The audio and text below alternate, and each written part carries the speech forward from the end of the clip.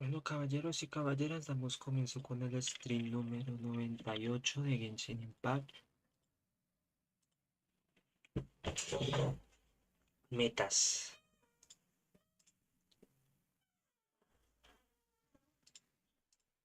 Metas, conseguir por fin avanzar en la historia de el acto 2, lo cual se cortó en YouTube, pero lo continué en Twitch. Damos continuación con la misión de intermedio 2.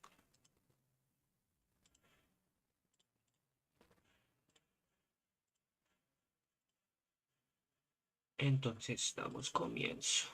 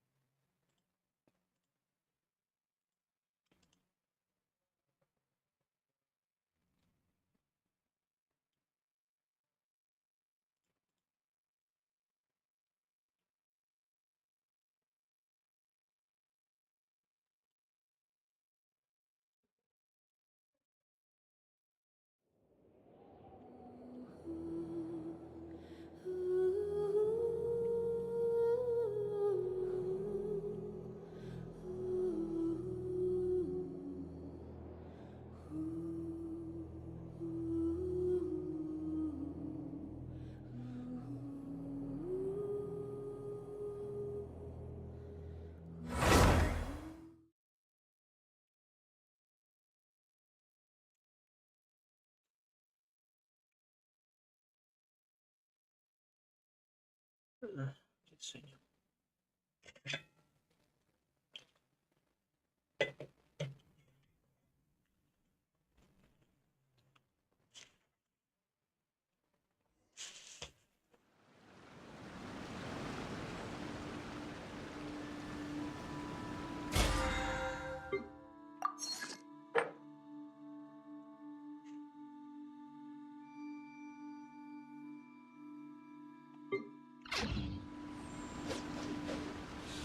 Quedamos en esta parte.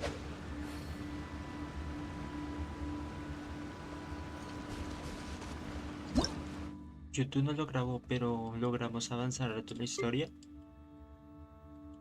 Salimos del pozo con la magia de la brújula fantástica. Aquí vamos a ir a contar, vamos a enterarnos de la historia.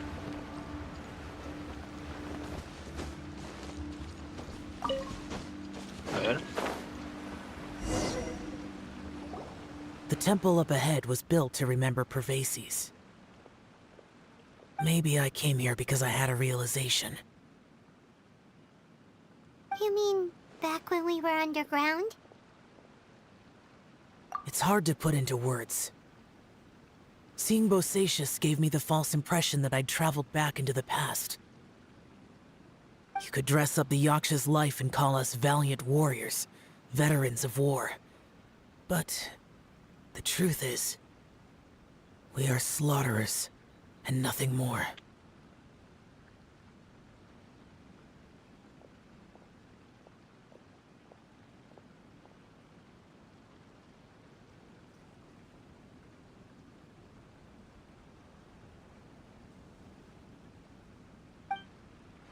For Bosacius, perhaps dying in the heat of a great battle was no tragedy. And perhaps the same is true for me. After living so long, to die in the act of saving others would not have been a terrible thing. So maybe these thoughts are my own form of insanity. Hey, don't say that. Oh yeah, Ushi wanted us to tell you. It's very important. Ushi said he has the power to exorcise demons, so people use him to fend them off. But after he met Ito, he's never left his side. He also said that he doesn't have any grand philosophies. He just thinks we should spend our lives around the people who make us happiest. Maybe there aren't so many rules about how we should or shouldn't live our lives in this world after all. So, he hopes you can come to understand that even though the power of a yaksha may be harmful to other people, it doesn't mean you shouldn't hang out with them. Yep, like people with visions. They have more resistance against your power, right? And... Well, anyway, there's loads of people out there who really care about you. Suddenly you sound a lot like Bosacius and the others. They used to talk about how they hoped to live a mortal's life once the world was at peace. I think I was the only one who didn't think that way. The Bosacius recorded in the Fantastic Compass had lost his sanity. He addressed the people around him as Alatus, Menogius, and others. These are the names of the 5 yakshas. I am Alatus, and Menogius is General Capisis. The others are Bonanis, or General Chisapis, and Indarius, or General Musatis. I heard that people call the 5 of us yakshas, the Guardian Adepti. Bosacius and Yelan's ancestors stayed underground to the end. So that space must have read their minds in their last moments as they approached death. Yelan was right in everything she said. Both of our proposals had their drawbacks, and both were sensible suggestions. But the power of that space was far beyond all of us. I couldn't have done all I did without everyone's help. Even in the final moments, it took every bit of my power to break free from that place. Well, Paimon still thinks you were amazing. Yanfei and Yelan are correct. I always prepare for the worst-case scenario. This mindset is deeply rooted in me. Even so, it was the most optimistic solution I could think of. If Rex Lapis hadn't saved me in that moment, I don't think I would have been able to escape. In the end, I still had to burden another. But that's how it should be, right? You've known Zhang Li, Rex Lapis, for such a long time. And you've helped him before, so he helped you back. What's the big deal? Perhaps. In the moment that we escaped from that space, I could sense what was left of Bosacius's memory. If I had to say what I gained from this trip, I think that would be it. It's good that one more person will remember him. Historia. Menogius, where have you been? Brother Yaksha, you're confused again. I've told you countless times, I am Boyoung, the thaumaturge who fought with you in the chasm. Boyoung? Boyoung? You are Boyoung, but who am I? Believe me, I want to know as much as you do. Here we are, the two who agreed to stay here together, and I can't even call you by your name. It's a shame. Stay here? No. No, you have to leave. Nonsense, Brother Yaksha. We're down here for good now. Don't you remember? It's too late to have regrets. The seal can't be broken. The seal. Ah, yes.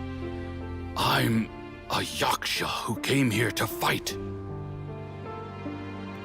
Brother, are you okay?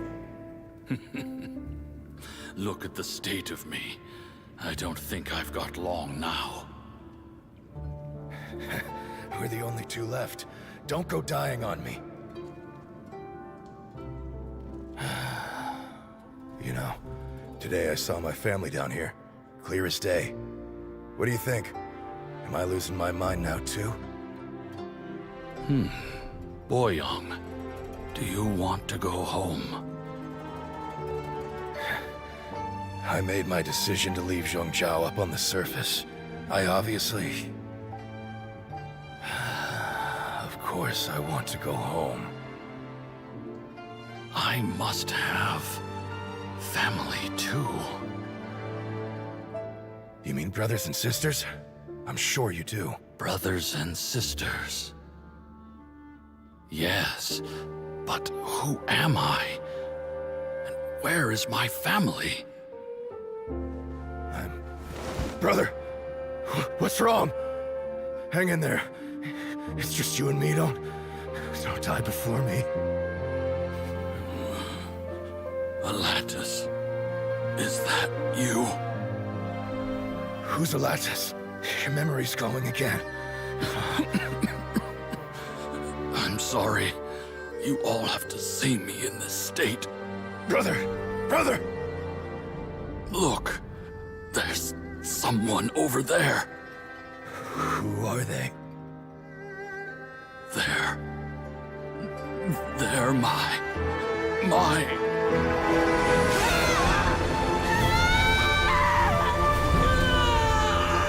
I remember now. I know you.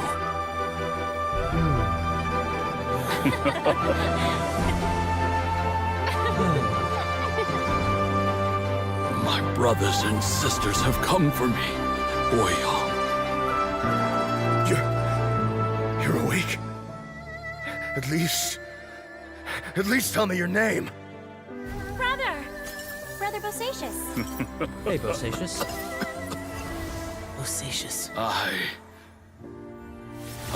am Bosacius, and my destiny is to make the ultimate sacrifice.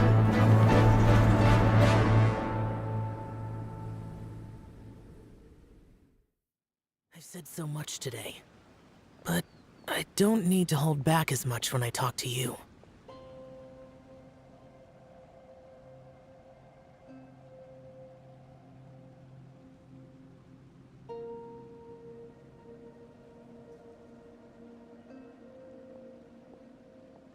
Have you ever had a moment where you felt like you were aware of your destiny? The potential of life? The approach of death? Whatever it might have been. By now, I have accepted that destiny is the one disaster that the Yaksha know most keenly of all. We are destined to misery. And yet, we have no fear. Xiao. It matters not. Rex Lapis had said that you are a witness. It is right that the events of the world are relayed to you. Bonanis, Menogius, and Indarius all perished, and only Bosacius's fate was unknown.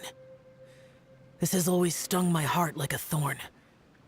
That is why I went to the chasm, despite being fully aware of the danger. Now that I know what happened in the chasm back then, I can finally put this matter to rest. Before we left that place, I picked up a stone. I thought if I could take it out with me, I would place it in the temple to Pervases in memory of Bosacius. Unfortunately, the stone did not survive. Pervases died in the Archon War thousands of years ago. He was younger than us, and Bosacius was very sad when he passed. Too many Yakshas have become casualties of battle. We are like a flock of birds, scattered to the four corners of the world.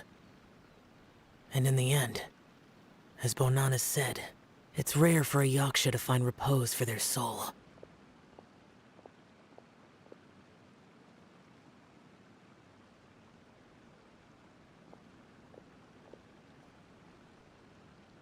Bosacius, Boyong, and all those soldiers. Heroes. I like that word. Maybe the world will never be free of disaster. But there is good in the world, too. Even the darkest hearts have room for those they cherish. I accept your advice. From this day on, heroes will always look out for each other.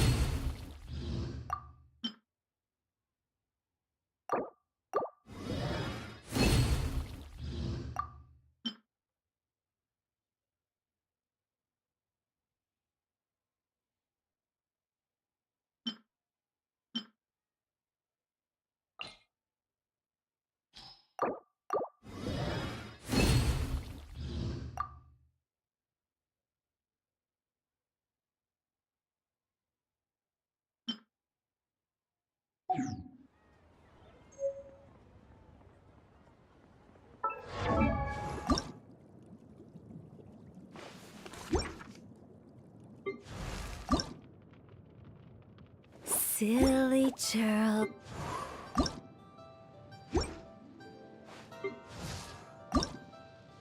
I created another universe and founded paradise. For I, Fischl, am the Prinzessin der Verirrt.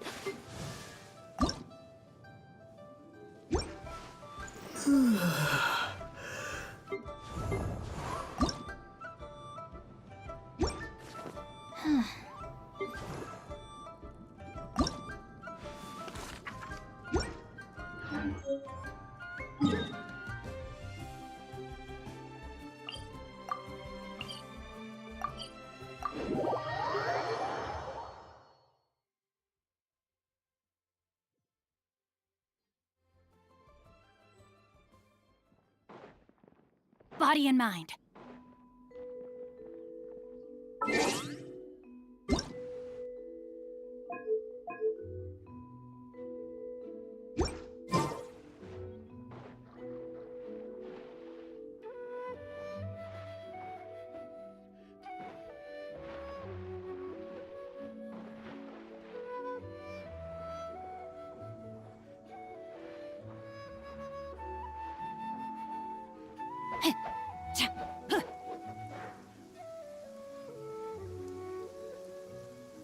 My family makes ornate umbrellas that block neither rain nor shine. Their sole purpose is for decoration upon a wall.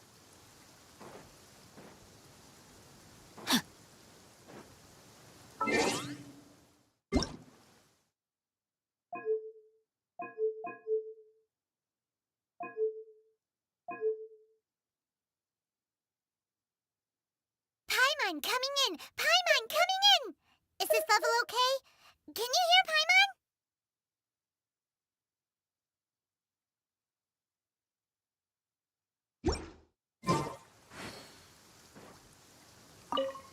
An assassin from our homeland, or a fool who trespasses upon the waters of Chingsa. Coveting the shapes of the living, pure water can take on many forms. In this way, shall water deliver your punishment.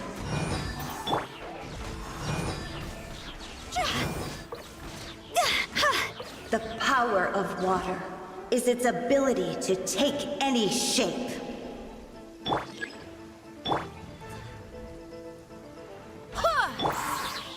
Midnight Phantasmagoria. Rain outlines your fate.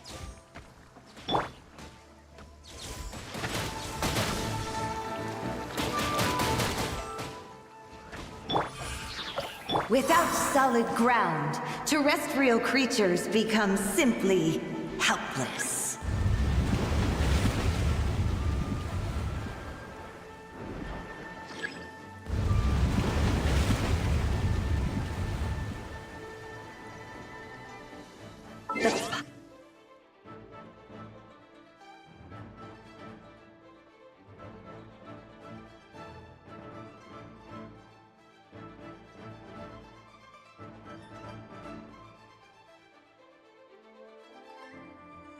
Power of water is its ability to take any shape.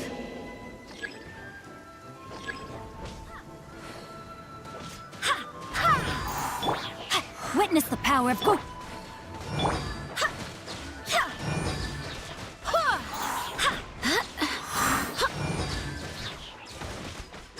I cannot give up. Who is one? Barbados, guide us. Wings of darkness. No, my sword. One who is ignorant of water's treasures fails also to comprehend its horrors. By royal Go as one.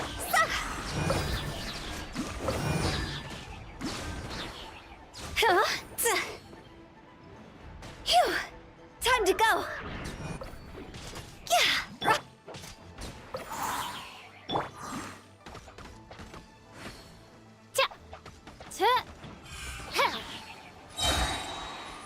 Shadow Raven, let night fall.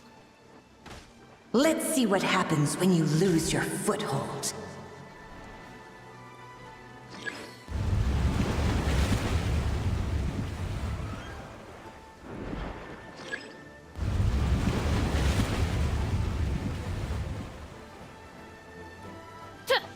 The power of water is its ability to take any shape.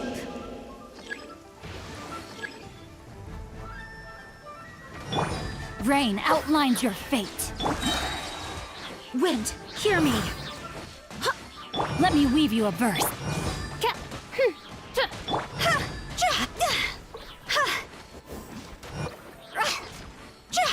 We seek but a small haven of tranquil waters.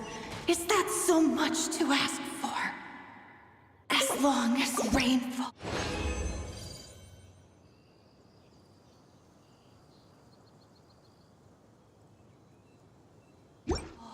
And rivers flow, water will exist forever.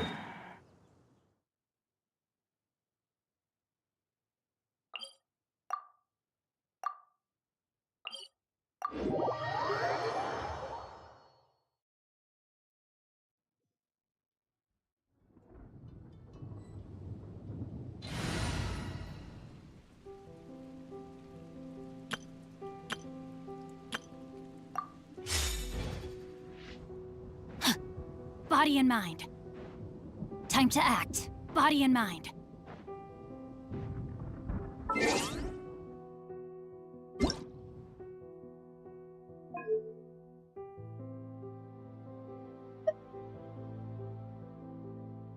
Time to act.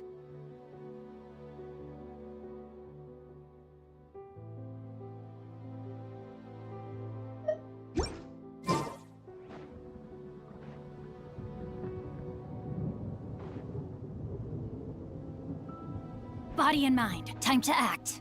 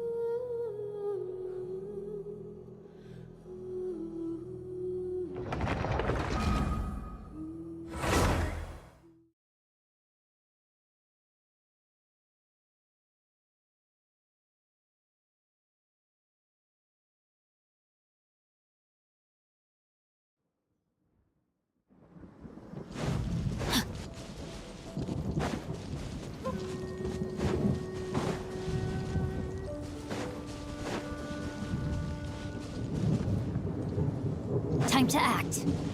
Body and mind.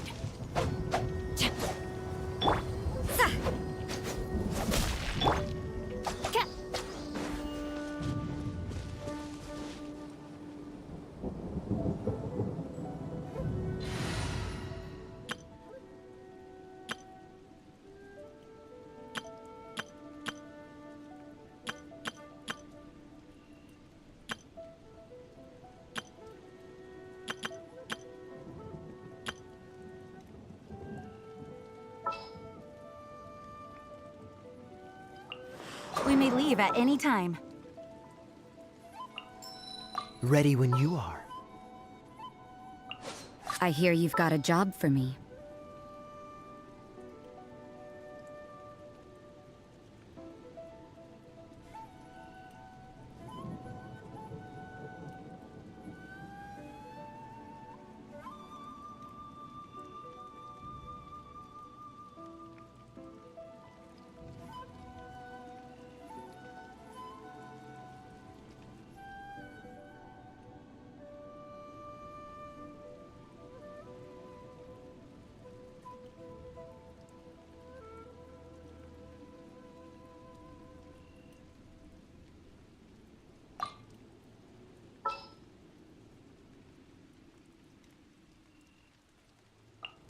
Ready when you are.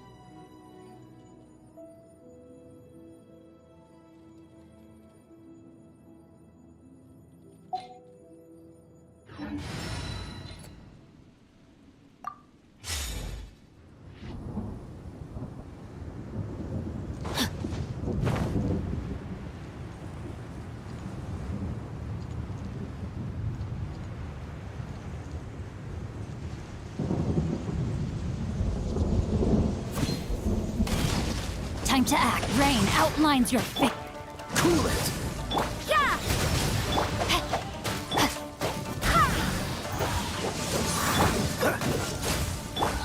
You can't run! Don't get frostbite. Shiver!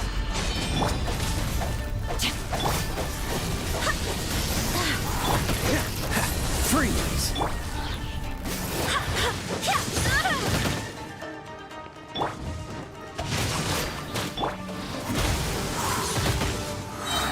Barbados, guide us. Dodge this! Yeah!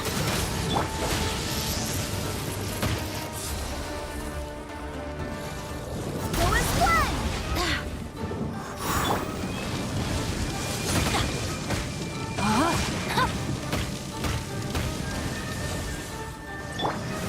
Freeze!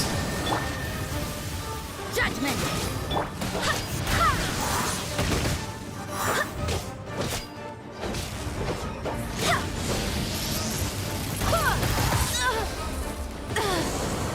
Monster!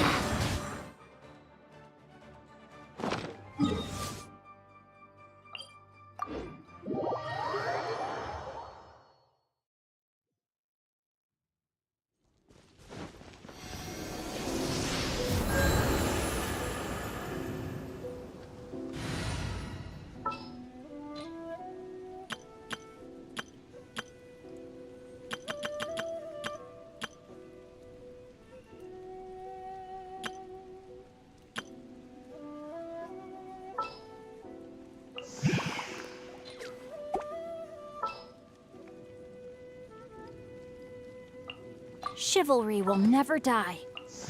Send one, send them all. Wanwen Bookhouse is due to receive.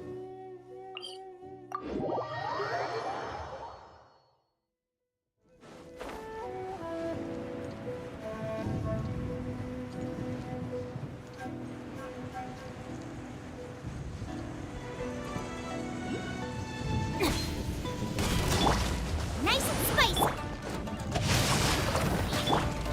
Phew! See? Huh?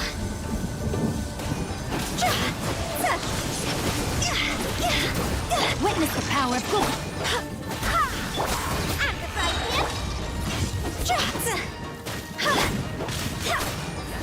Go as one!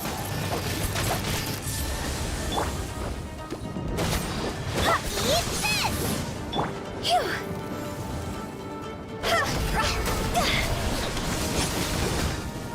Time to go!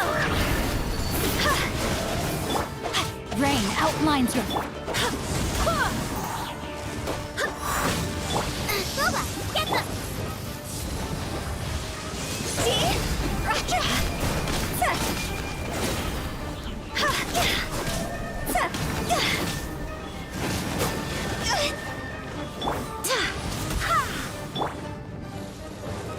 At the frying pan, into the fire!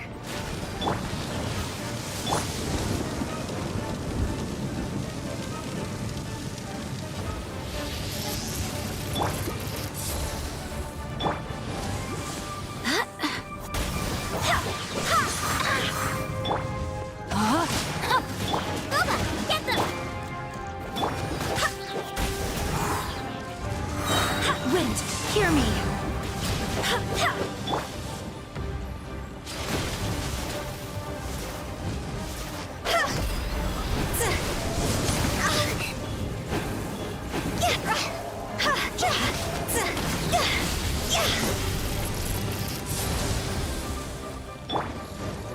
Nice and spicy! Go as one!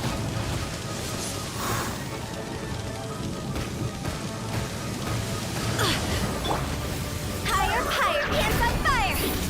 Rain outlines your fate. Boba, get them!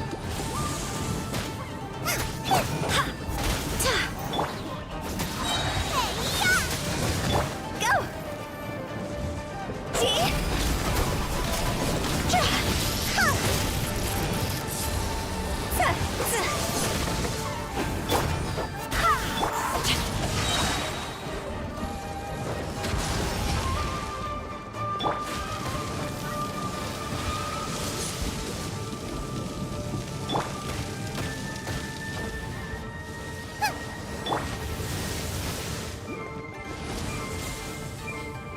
Let me weave you a verse.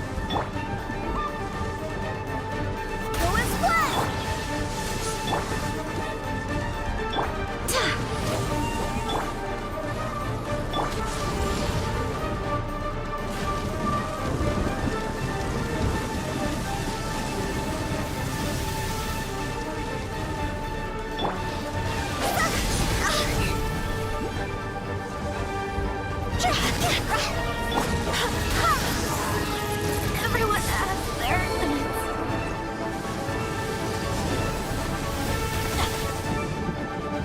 No, my sword! Nice and spiky. No, did I ruin everything?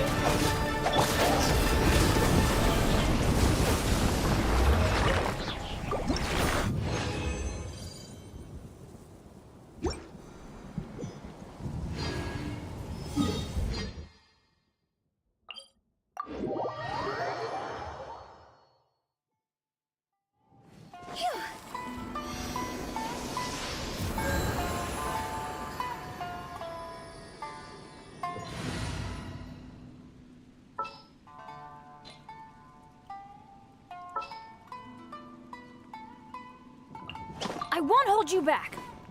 Much.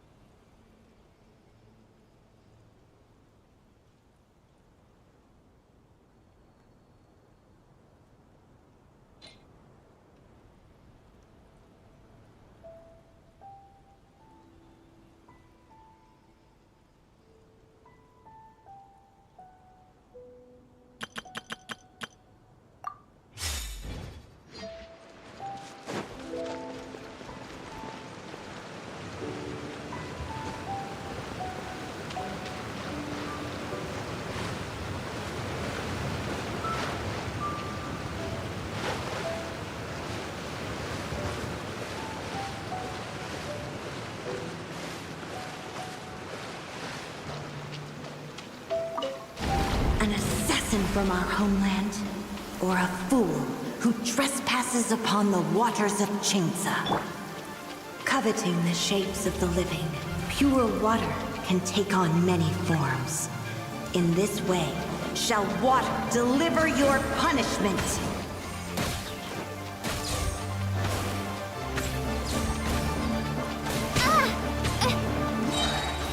The power of water is its ability to take any shape.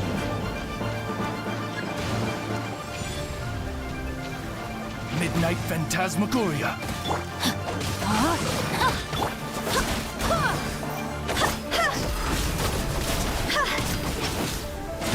Without solid ground, terrestrial creatures become simply helpless.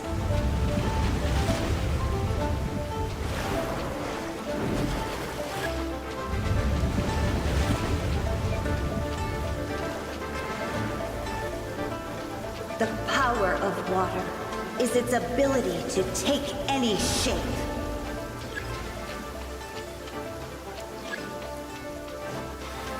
By royal Rain Cutter! Toss over!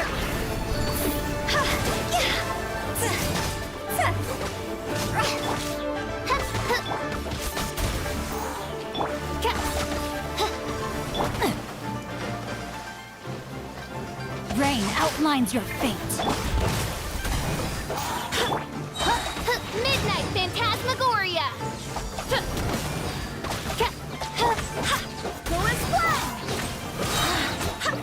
One who is ignorant of water's treasures fails also to comprehend its horrors.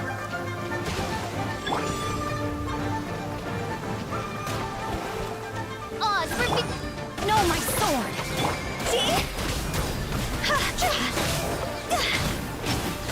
This isn't good!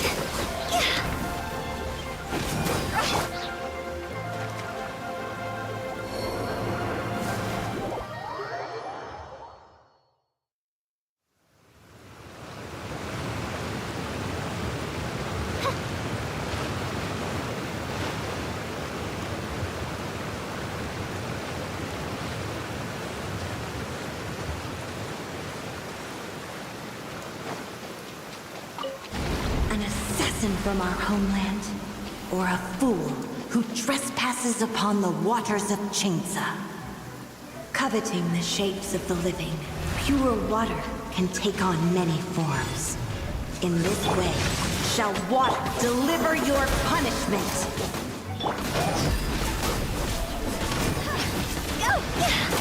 The power of water is its ability to take any shape.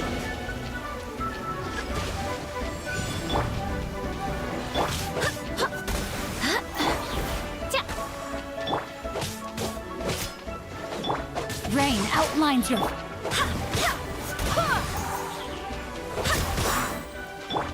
Oz reveal!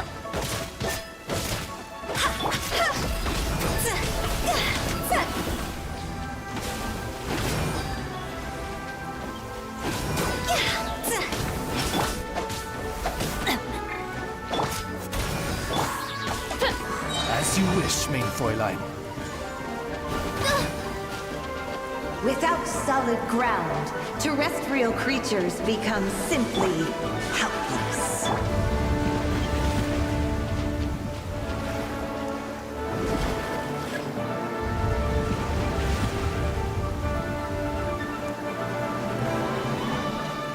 The power of water is its ability to take any shape. By royal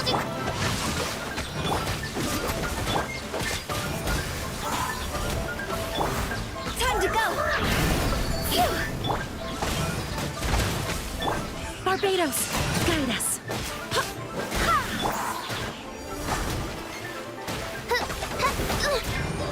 Witness the power of... Oz reveal!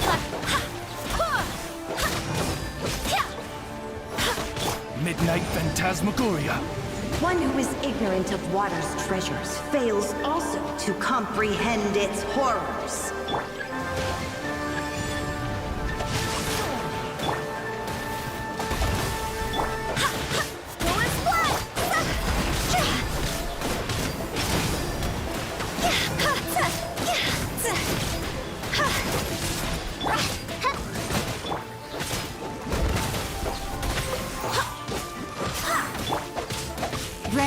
outlines your fate. Let's see what happens when you lose your foothold.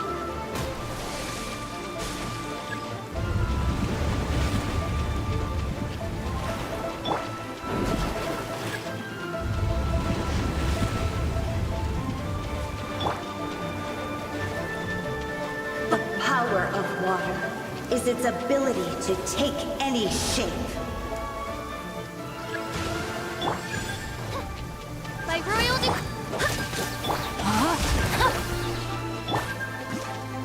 I swear by my sword! Let me weave you a verse. Jaw's over! See? As long as rain falls and rivers flow, water will exist forever.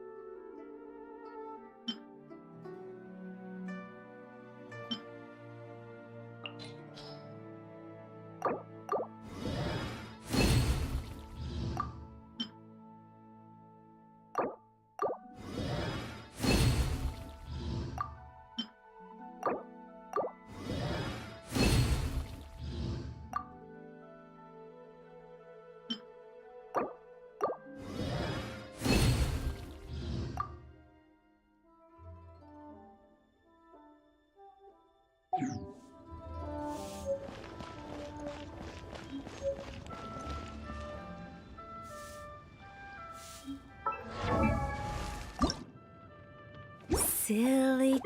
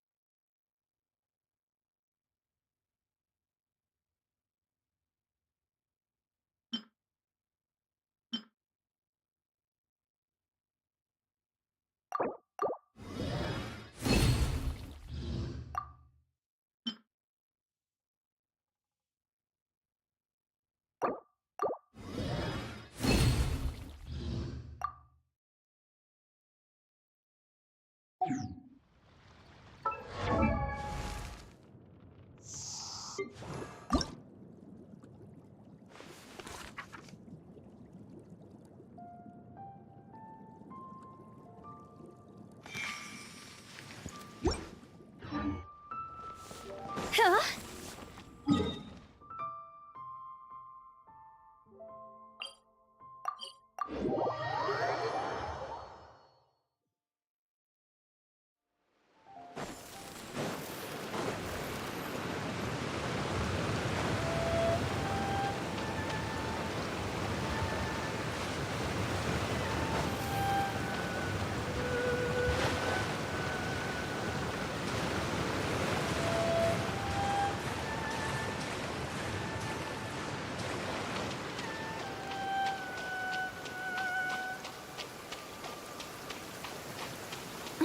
What a bummer.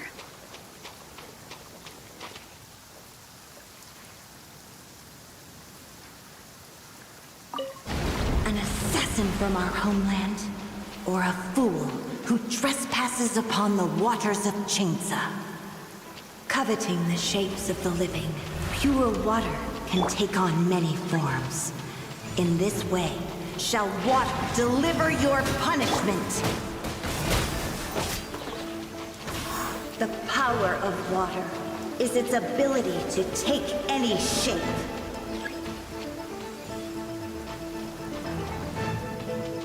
Lewis Flag! Odds revealed by...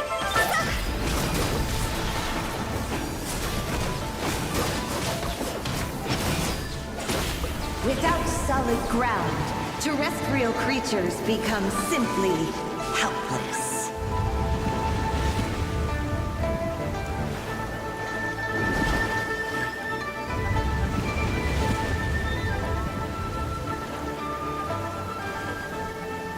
The power of water is its ability to take any shape. Rain outlines your... Go! Rockets! Higher, higher, hands on fire! Midnight Phantasmagoria.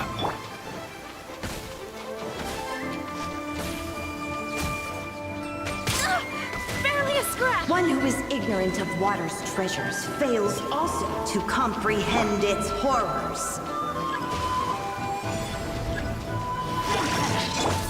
By royal... Barbados, guide us.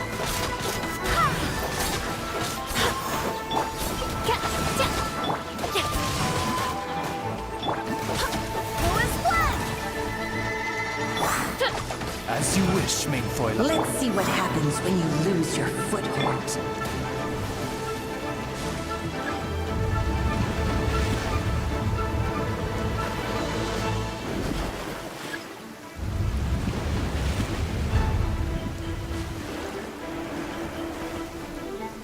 The power of water is its ability to take any shape. Odds, No, my sword!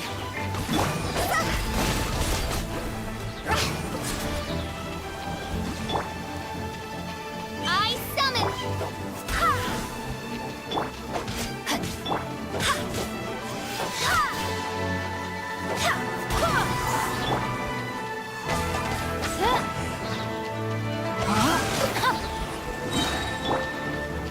By royal decree! No rest for the wicked. We seek but a small haven of tranquil waters. Is that so much to ask for? As long as... Rain falls and rivers flow. Water will exist forever.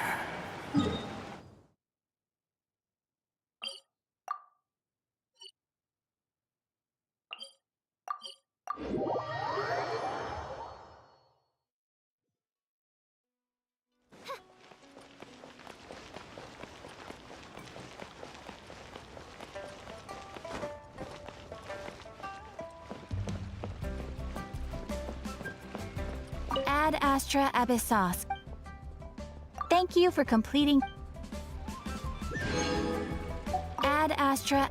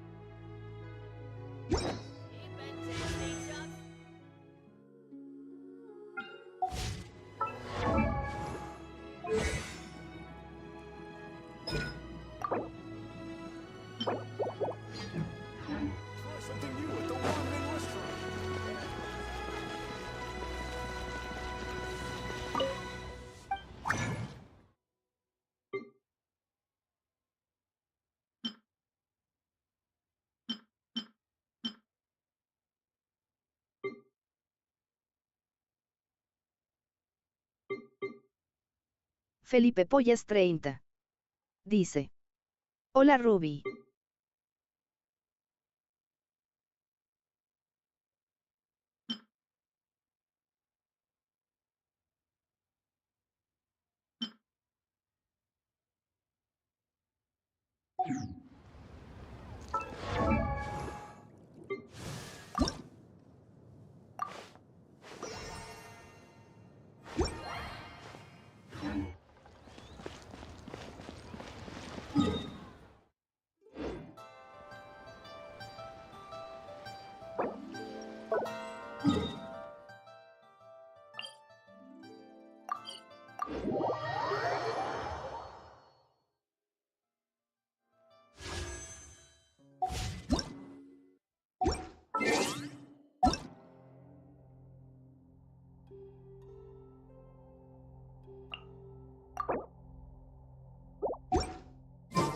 Oh my goodness.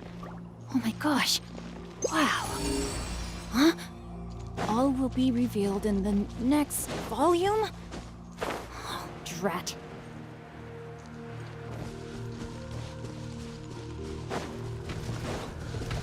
No, my sword! Ah! Wings of darkness! Cross over! Wind, hear me! Witness the power!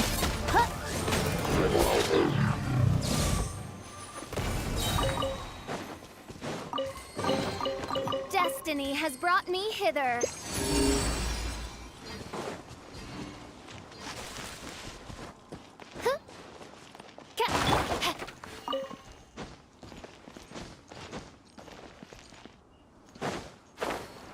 Body and mind.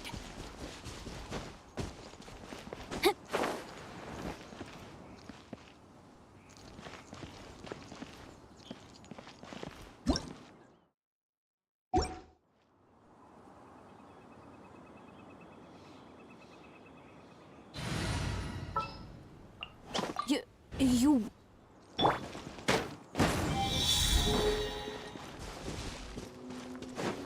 Off we go!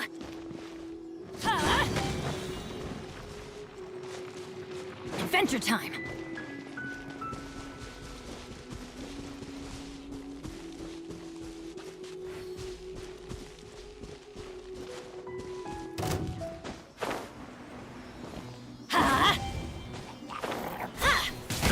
As you wish, main Fräulein. Teamwork is dreamwork!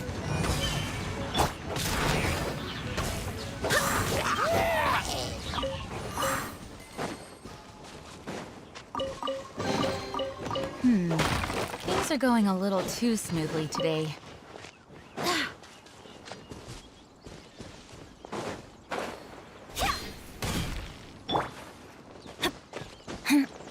Let's light it up!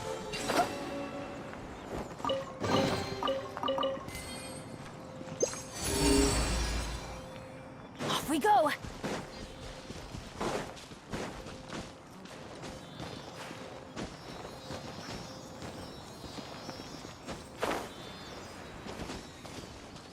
Adventure time!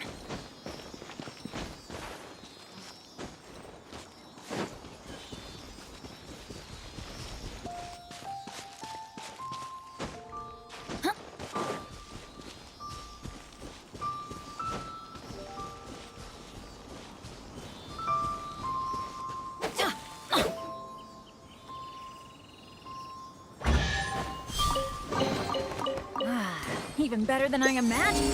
It's my lucky day. Off we go. Felipe Pollas 30. Dice. Ayúdame.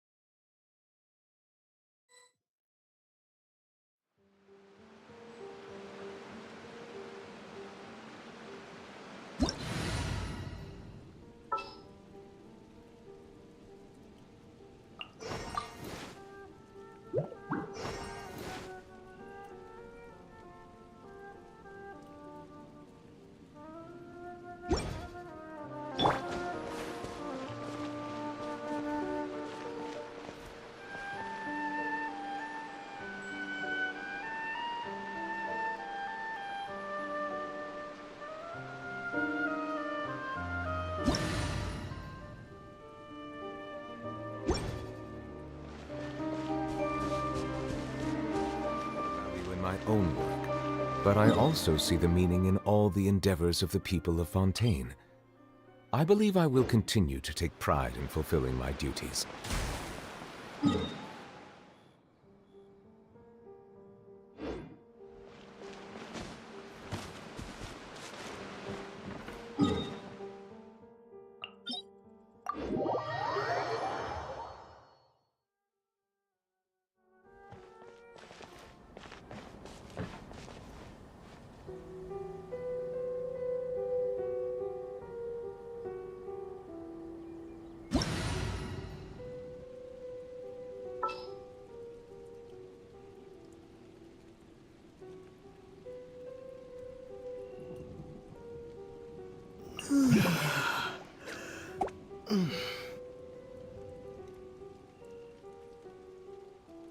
Felipe Pollas 30. Dice. Pegún no hablas.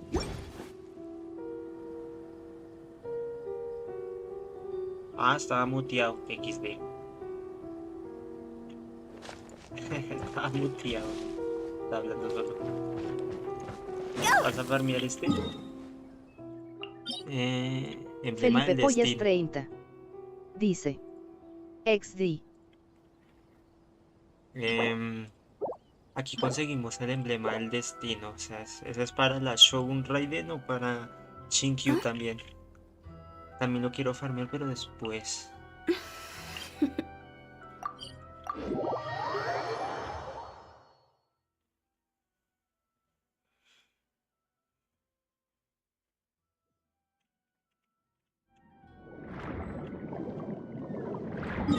Está la parte del boss profunda.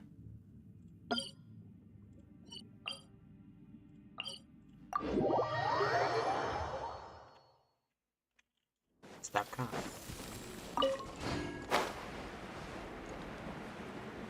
Verás que con Vélez le vamos a pegar duro al mono. ¿Ves? Este boss nunca lo he visto. O si lo he visto.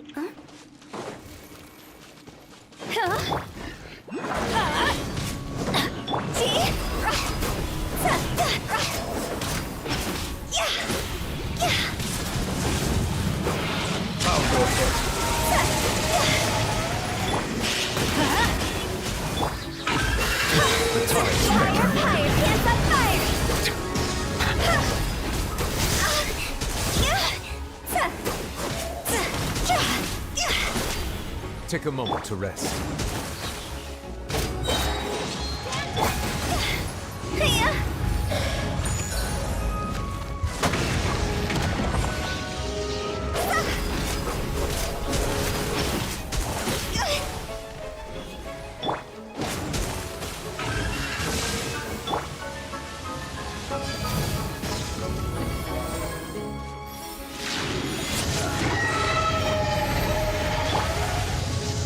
When the tide comes in, I shall return.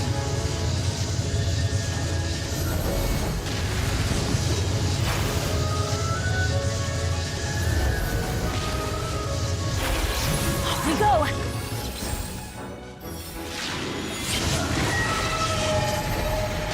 This is just my...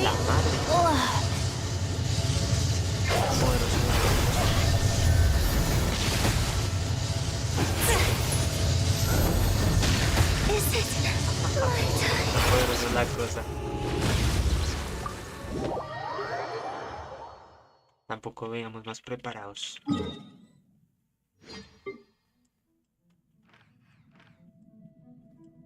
Espérame.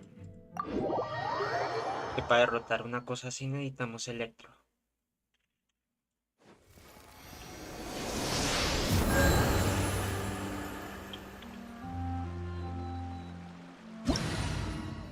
Nos hacemos cosquillas con... Silly child.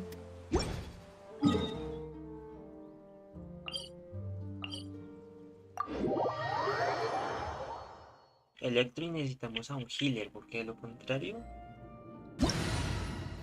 se llamaba.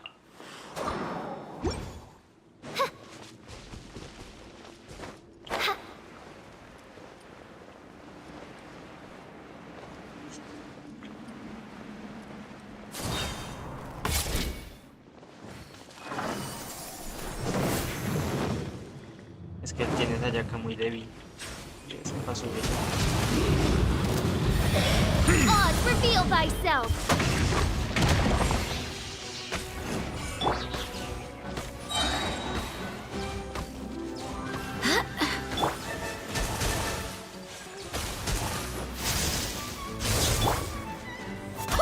I swear by my sword!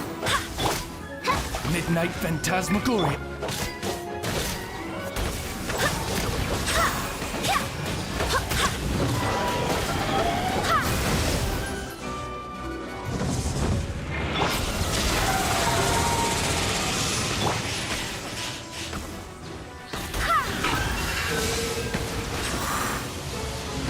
Es que se maneja de...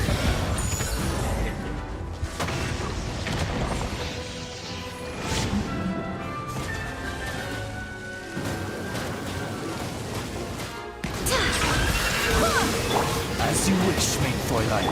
Barbados! Guide us! Sakura swirl! Bonus flag!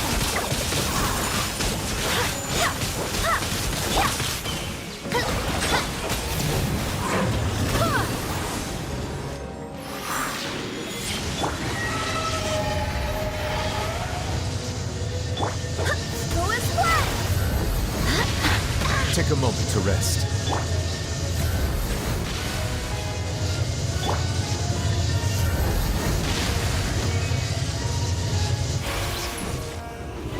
Unthinkable!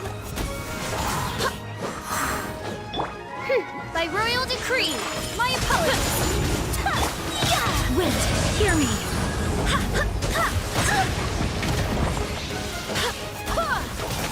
The tides beckon.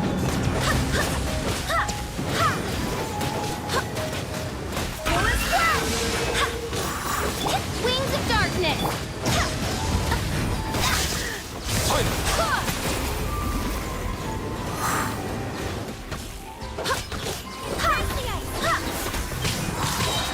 I swear by my sword! Settle down. Bonus flag! Shadow Raven! I summon! Let the mighty be humble.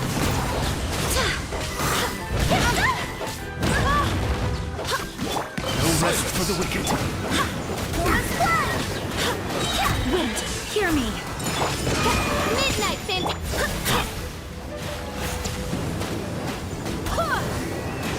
Settle down. I summon thee!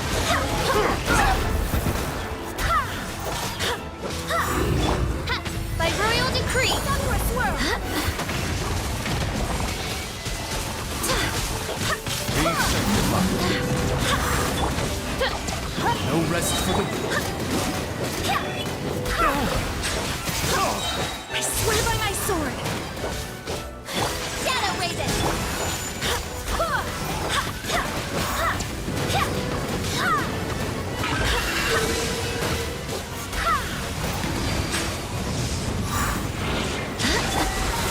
Oz, reveal thy...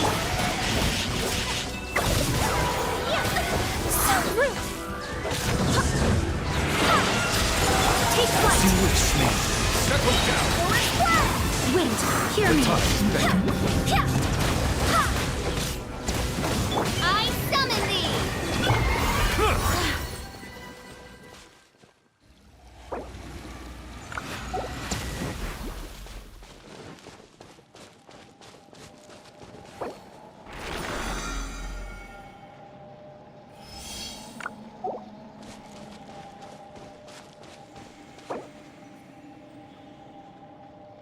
Por mi tiene aumentar a los talentos me ayudó, ¿no?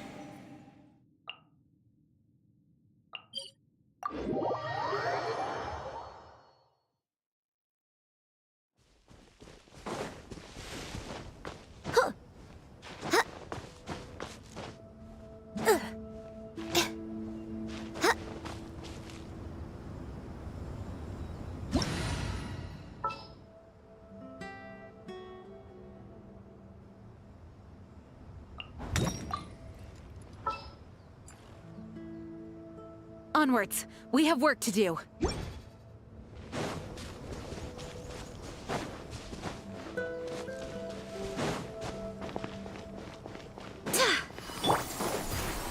Absorption test.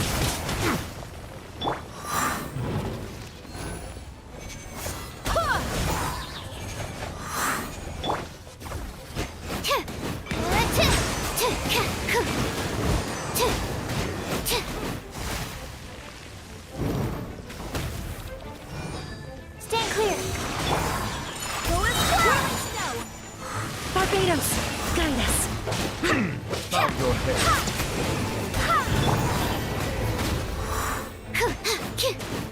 Be sanctified.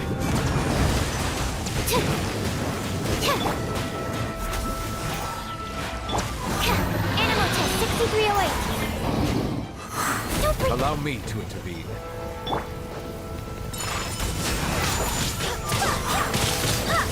Embrace the ice.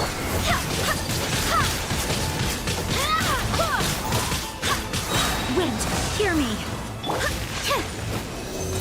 Whirling snow.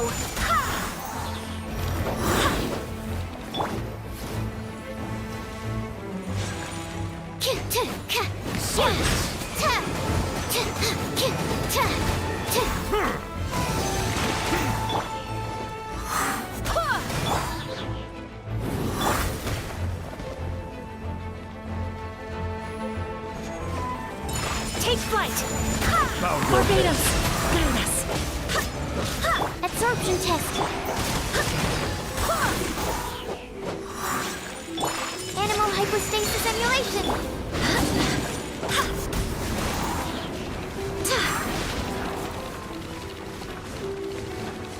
Pardon my indiscretion.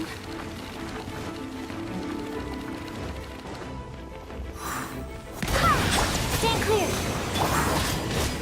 The tides beckon. I swear by my sword. Take a moment to rest.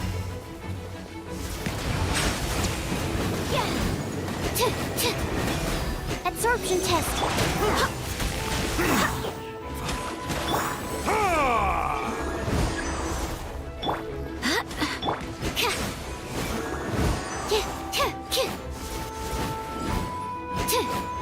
Stand clear.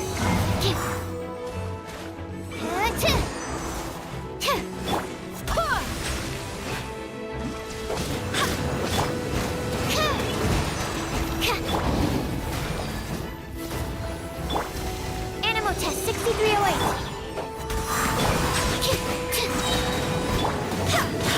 Enhanced animal models.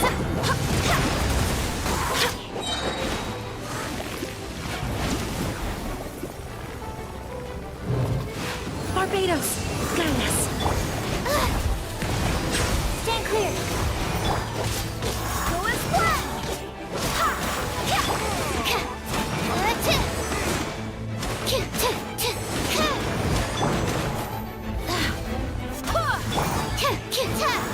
Animal test 6308.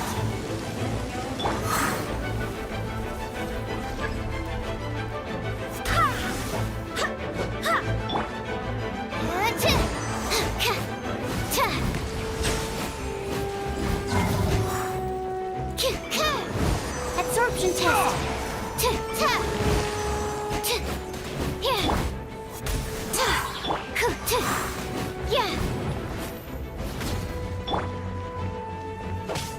I swear by my sword. Settle down.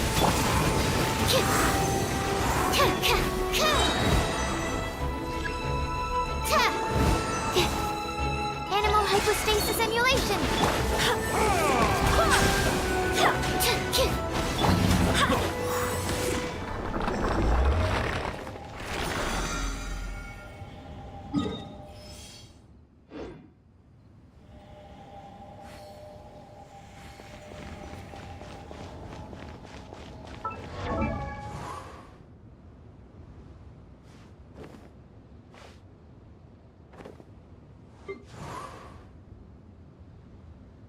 Si es recarga de energía, aumenta desde el mismo elemento, aumenta los... O sea, si yo hago doble dentro,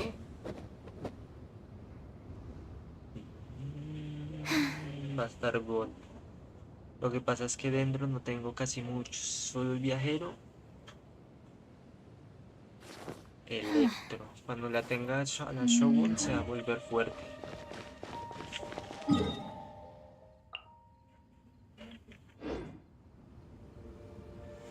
La verdad sí.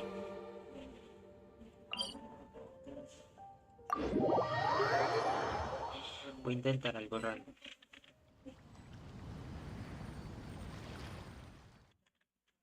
Felipe Pollas 30. Dice. Espera. Ok.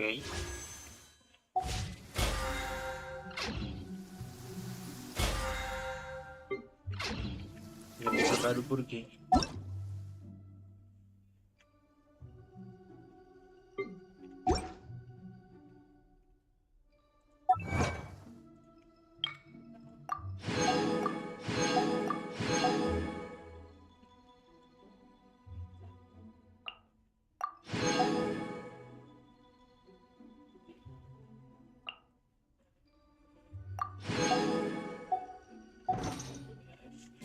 I do hope the Knights of Favonius are all working hard.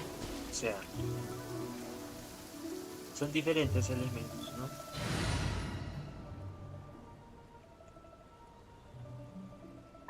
Y yo propongo su cruce. I want to help. Un poquito aumentado. Pongo un conjunto de elementos de... Sombra verde esmeralda, sí. Porque está el errante por 4.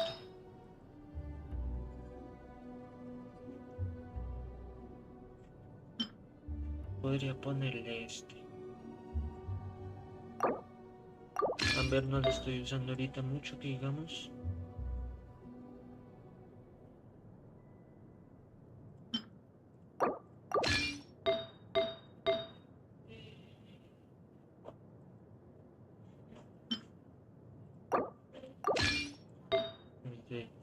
Amber le coloco su cruz.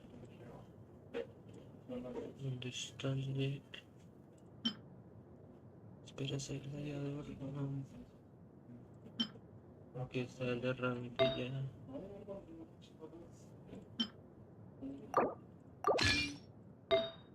Aquí está el errante de la posibilidad.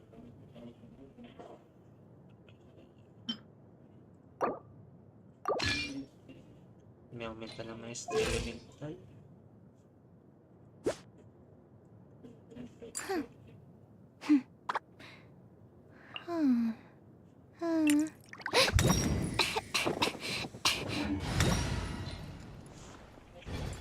Onwards. We have work to do.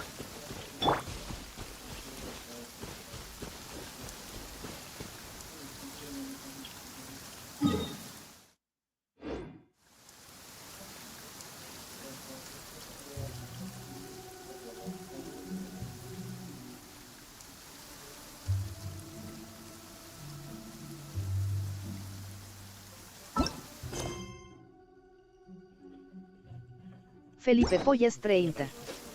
Dice. Únete.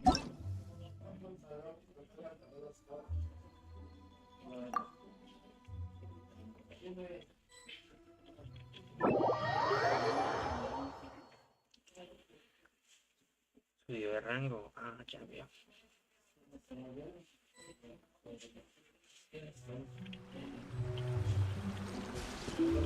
Chao, bro.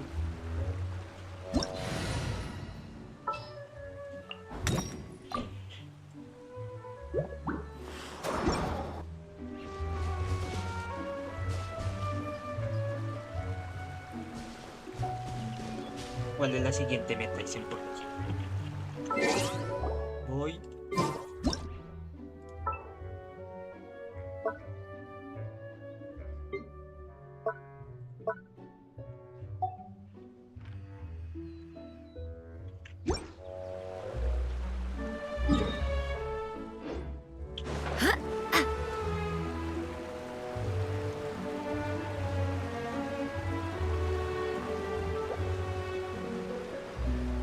Yeah!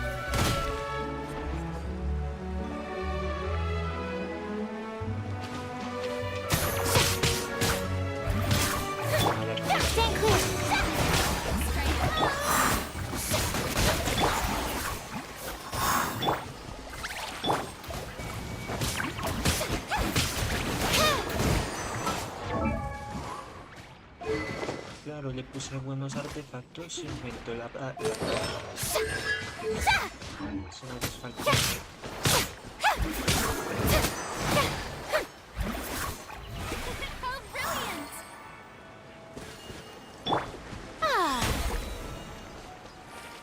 Doble healer, triple healer, triple. Absorption test. Oh, hidrógeno.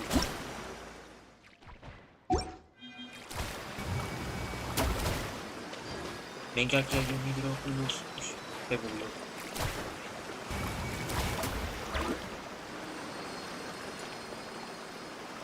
Mira. Stand clear.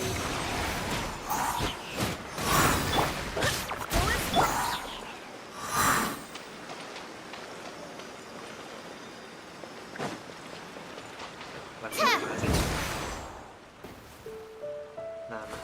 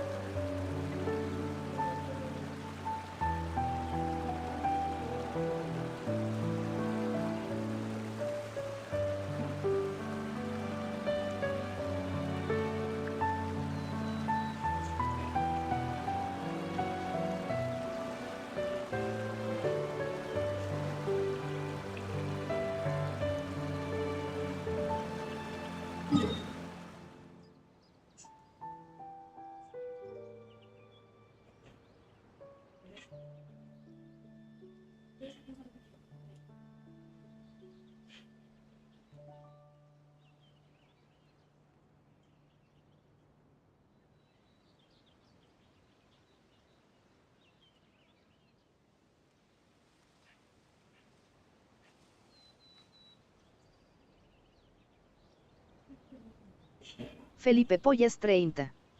Dice. En las minas.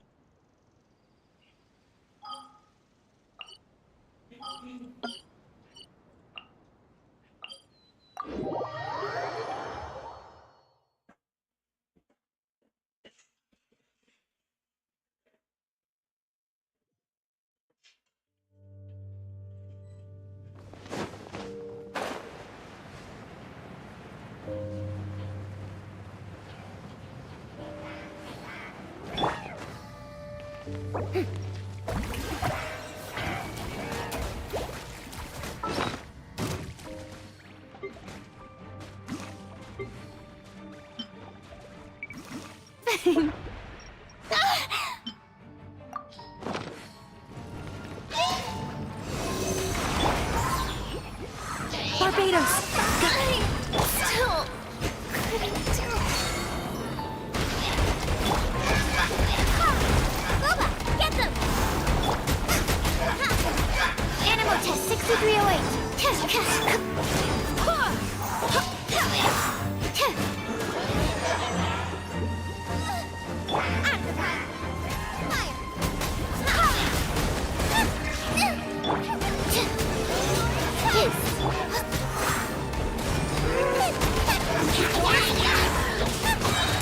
I swear by my sword!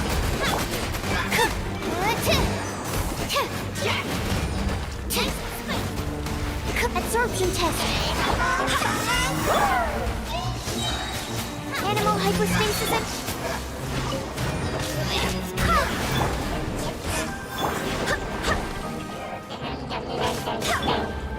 Stand clear.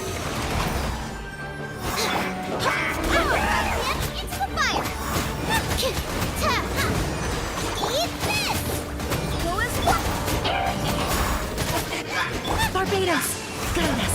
Absorption test. Race you!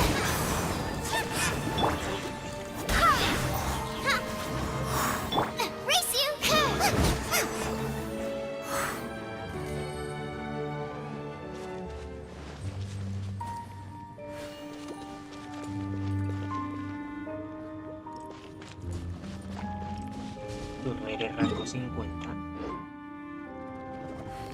¿Qué pasó aquí? ¿Tienes 2 cuentas? Con razón. Te cambio. No, sí tienes 2 cuentas, así lo vi. Felipe Pollas 30. Dice. Gracias Ruby. De no ayuda. Felipe Pollas 30. Dice. Me habla mi mamá. Vale, vale.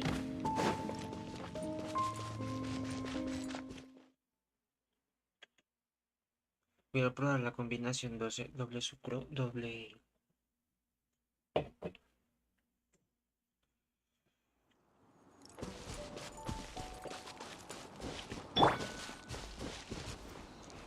Lo malo es que aunque tenga bajas de resistencias, no tengo ataque. Entonces no puedo poner a su Send one. No sé. Así sigamos con las misiones legendarias. Cuídate, no. Listo.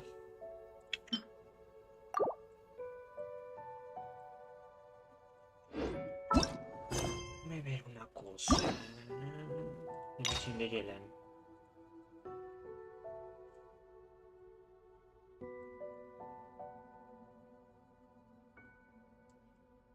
Voy a bloquear la misión de Yoimilla.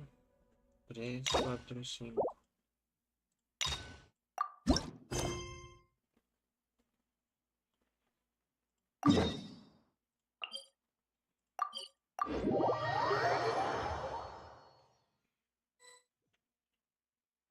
Traveler, Paimon, it's been a long time. Oh, hey, Hoishin! Long time no see! Fancy meeting you here. How's work these days? Thanks to the help of people like you and colleagues like Ganyu, better all the time. But I've been feeling distracted at work lately. I just feel constantly agitated. It's a long story. But my father, he's thinking of stepping down from the Tianshu position due to health issues. ¿Cómo? Huh? What's wrong with Uncle Tian? Nothing specifically. He's not unwell. He says he's just increasingly low on energy these days. He's always said, old age comes for us all in the end. Still, I just can't help but feel a little emotional watching it happen to him. Anyway, my father's currently on the second floor of Yangsheng Tea House. Why don't you come pay him a visit with me?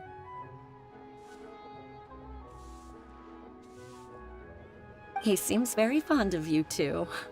I'm sure chatting with you will make him very happy. Sure, let's go.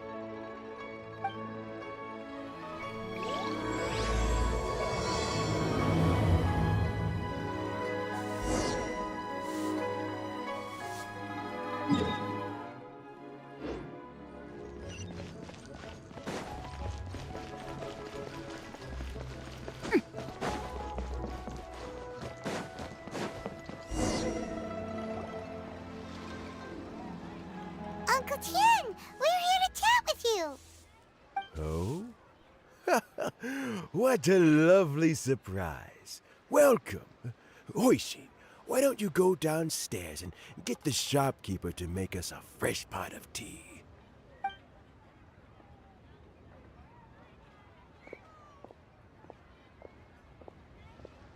I heard that you've been traveling all over the place recently.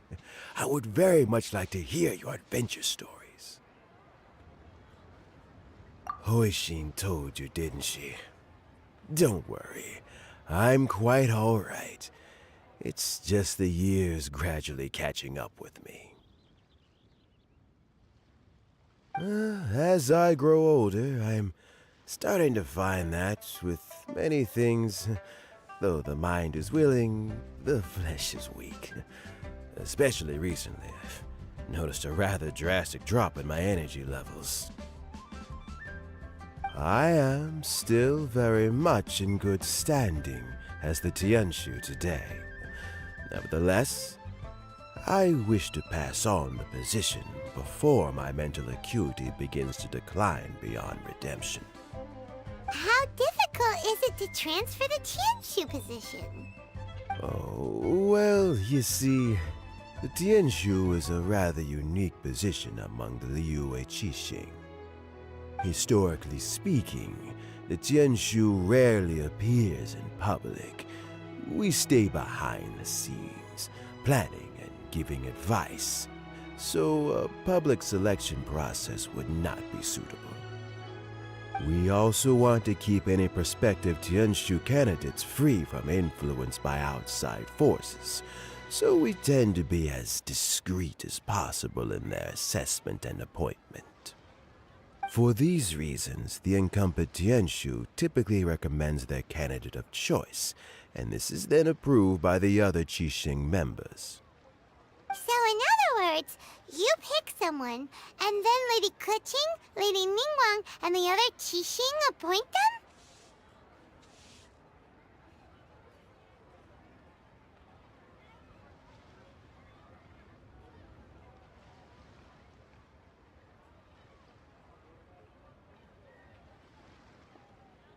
Correct. Unfortunately, due to my health, I won't be able to assess every candidate myself. Not to despair, however, because I found someone exceptionally capable to act on my behalf as assessment officer. In fact, I believe you recently became acquainted with her yourself. Oh? Who is it? I'm heartbroken. I thought it might take you a little longer than this to forget all about me. It's Yelan! Jackpot. Uncle Tian here asked me to assess 3 candidates for him. Fancy joining me? You'll be among the first to get to know the next Tianshu. Might be a good opportunity for you. What do you think? Paimon thinks so too. It can't be a bad thing to be on good terms with a new Qixing, right? Alright then. Though, I gotta say, Uncle Tian, you say you're into behind-the-scenes planning? My work's of the covert variety too. Don't you think I might make a good Tianshu? Huh? Yelan, you want to be the next Tianshu? I'm not opposed to the idea, but I suspect Ningguang wouldn't let you go very easily after how long you've been working together.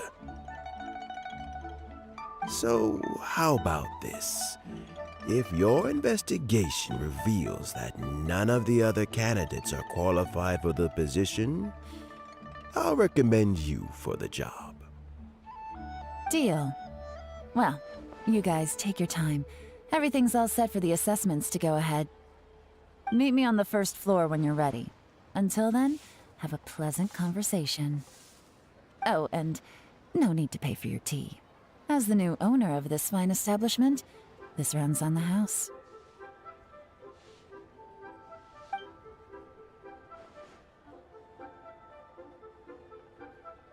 You're all set?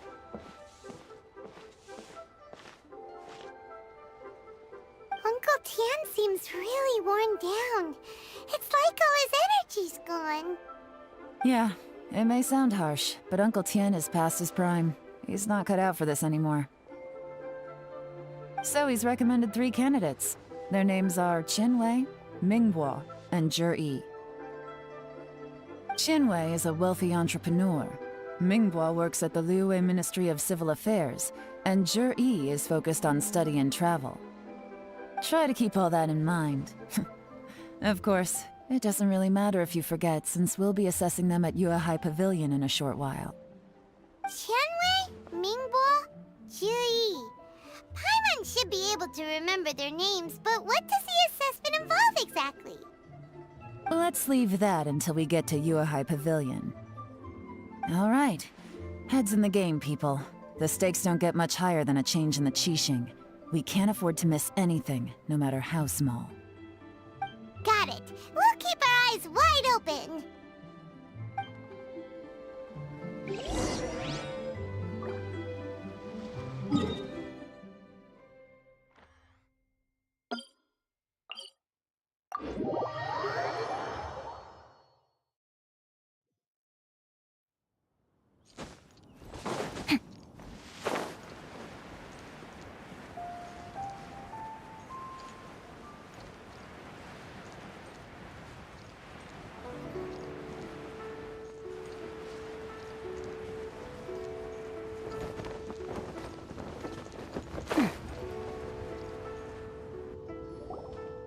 My legs are getting sore. What is wrong with this assessment officer? This is a huge occasion and I don't even get a chair. I've dealt with all kinds of people in my time, but never have I been made to stand while I'm waiting for an appointment. Oh, I mean, I think it's fine. That's called being complacent. If you're happy to just accept the way things are, you'll never be able to change anything in the future. Oh, come on. That's just... Now you're just... being unreasonable. All right, you two.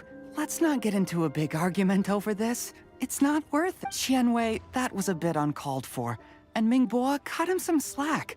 We've all been standing around for a while. It's natural to be getting irritable.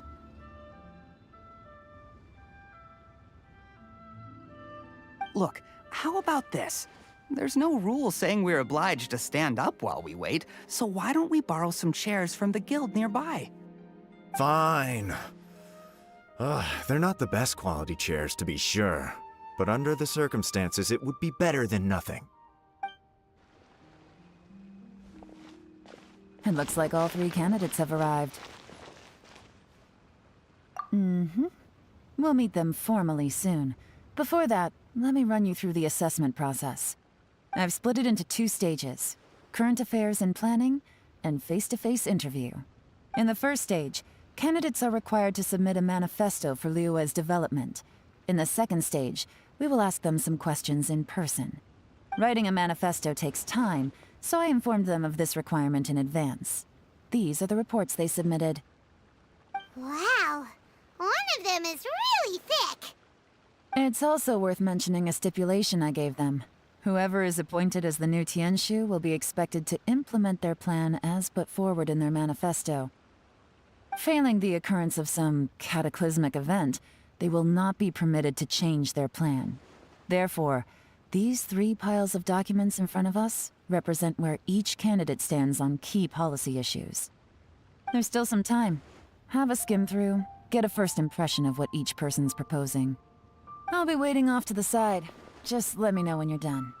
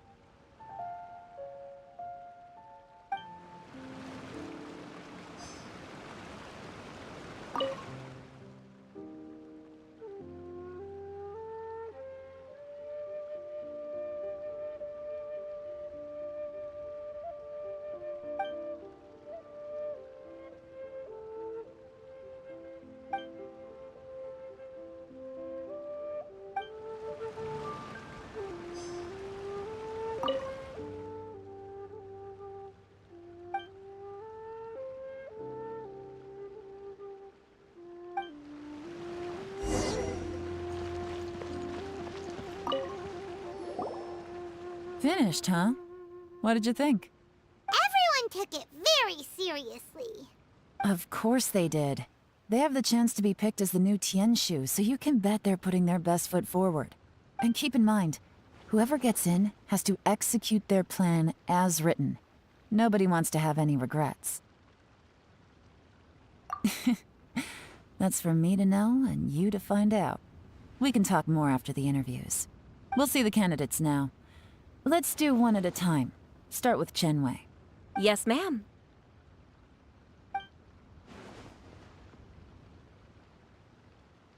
Oh? So you two are the assessment officers, are you? I had assumed that given the great import of this situation, Lady Ningguang would perhaps be assessing us in person. I certainly hadn't imagined I'd be seeing two entirely unfamiliar faces. I trust you've read through my manifesto? I'd be more than happy to clarify any details you found difficult to grasp. It was written with an expert audience in mind, after all. Mind your tone, mister! Relax. It wasn't intended as a personal slight against anyone in particular. I was simply stating a fact.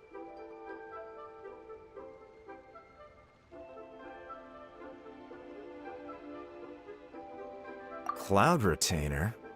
You know this Adeptus? Oh, yes, I remember now. You must be the traveler that people are constantly talking about. With your sterling reputation, you must have a respectable level of erudition.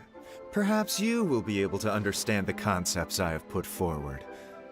Although I shouldn't get my hopes up. Oh, is it my turn? Yes. Please, introduce yourself. I'm, Mingbo. I work in the Ministry of Civil Affairs.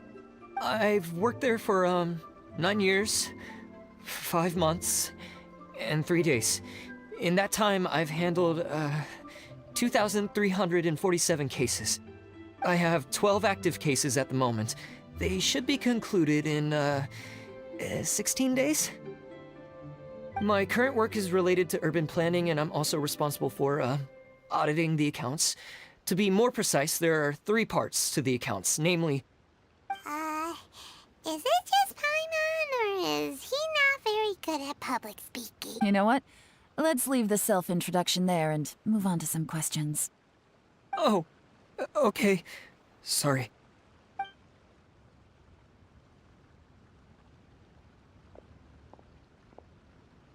Hello. Not gonna lie, I'm feeling a little nervous. What would you like to know? You're here to assess me, so ask away and I'll answer your questions to the best of my ability. Your manifesto is very wide in its scope, but you don't seem to be personally involved in many of the specific fields. How can you be sure that you have the ability to put your plan into action? Very fair question. I completely understand where you're coming from. But I'm confident in my plan. I've visited many different places, talked to lots of people with far more expertise than myself, and my manifesto is the conclusion of these efforts.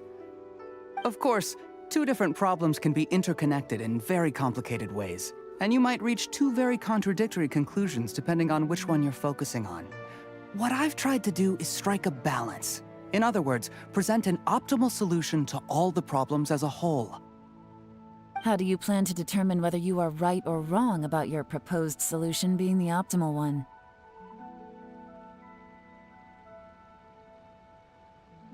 A great question. Well, I'd start by having my colleagues and the secretaries of the Yuehai Pavilion evaluate any proposals before implementation.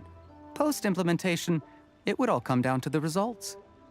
If it turned out that my judgment was to blame for poor results, I would take responsibility. Nice answer. All right, next question. He seems like a great guy. Everything he said was thoughtful and logical, and he was just a pleasure to listen to.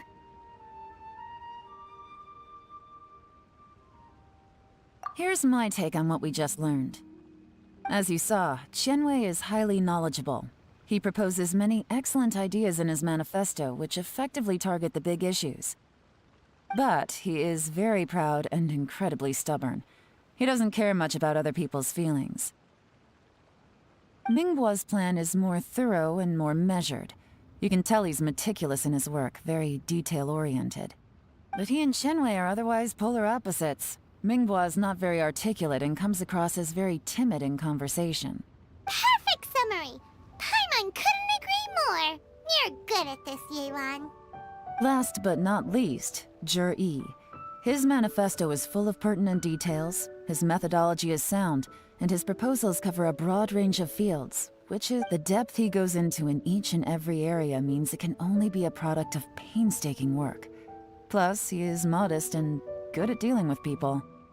But what really interests me is that many of his views happen to coincide with Uncle Tien's. Having someone like Jur-E take the position would certainly put Uncle Tien's mind at rest. Great! We'll see. Let's go back and report to Uncle Tien.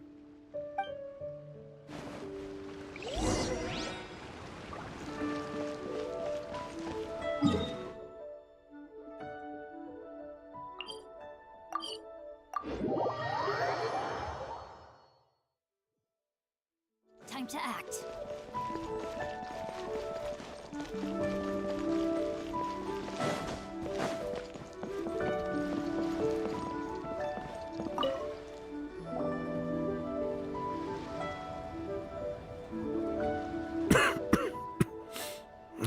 I see. Then it's more or less as I anticipated. All right, then let me ask this. The ideas in Jur-E's manifesto are very similar to your own. Is there any particular reason behind this? Oh, I didn't want to say anything when I gave you the list of candidates, for fear of affecting your judgment. But I can tell you now. Those 3 candidates have all studied under me in the past. It's only natural that they share some similarities with me. But Xianwei went on to focus on his business, and Mingbo has always been occupied with his work at the Ministry of Civil Affairs. Of all of them, Jur-E was with me for the longest duration. Whoa! So how did you get to know them all, Uncle Tien? Qianwei was referred to me by an old friend. Mingbo came to my attention in the course of my work. As for Jur-E, that was pure happenstance. We first met while fishing.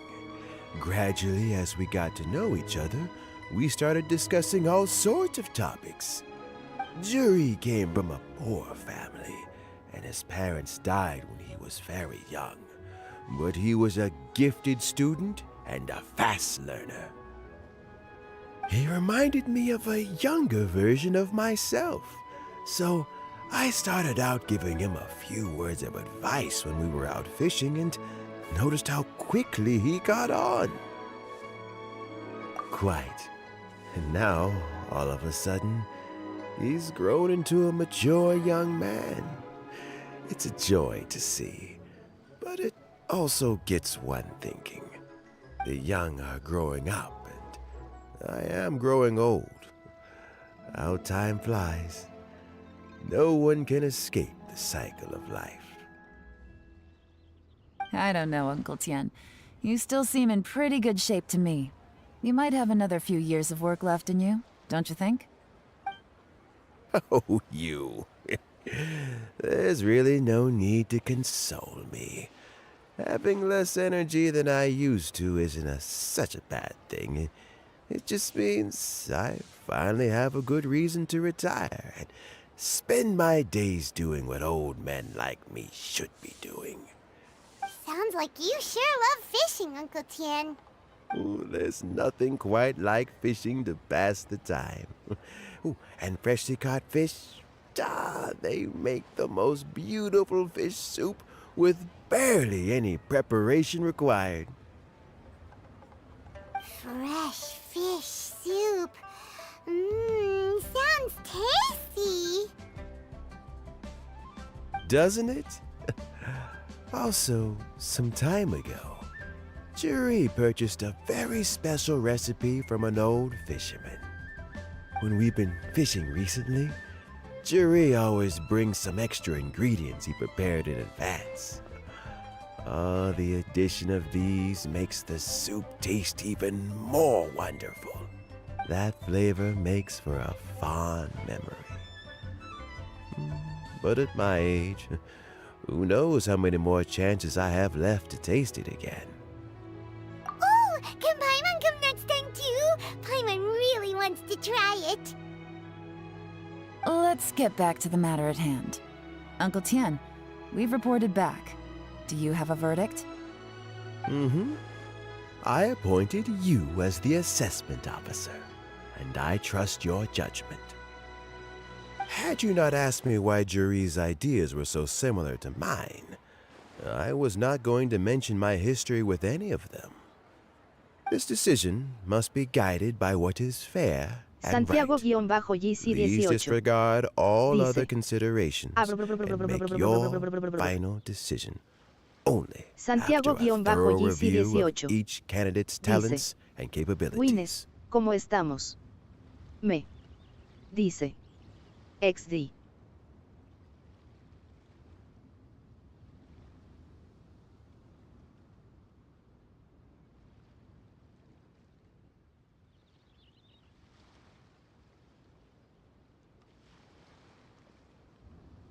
Me. Dice. Excelente. Excelente.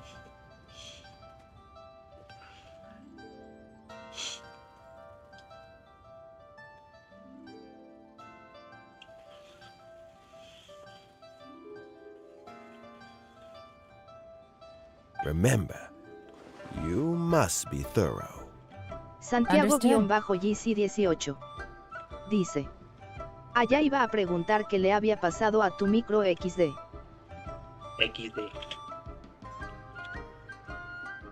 Come on, let's go talk somewhere else. Bye-bye, Uncle Tien. Look after yourself. So, it's gonna be Jerry, right? His manifesto was written well, and he's the best speaker. Dice. La pregunta es, ¿pa cuando la cámara _? Santiago-GC18. Dice. Un faserivil de chill. Creo que por mucho tiempo no. Amén.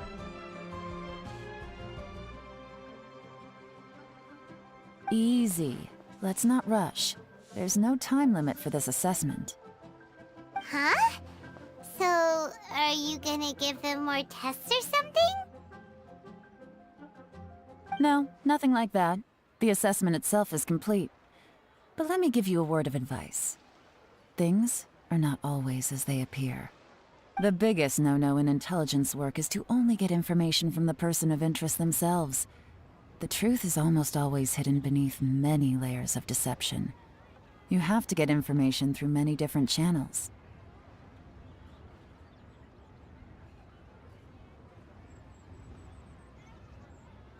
Esta es la misión legendaria de Yelan. Cuando pasemos vamos a hacer la misión legendaria de Kazuha. Después la misión legendaria de Sumeru. Empezamos por Sumeru. Poco a poco.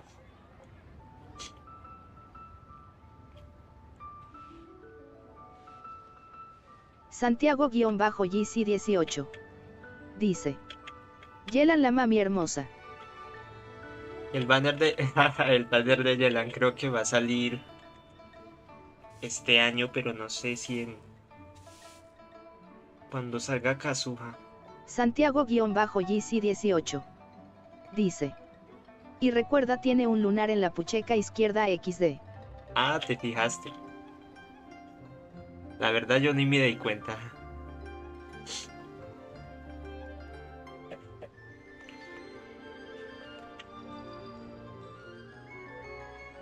For example, Wenyuan, Shanghua. Santiago-GC18. Dice. Yo a Yelan tengo que buscarle la C2. Santiago-GC18. Dice. Ya la tengo C1. Santiago-GC18. Dice.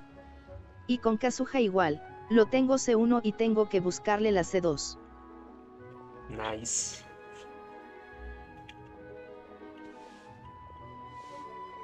Yes?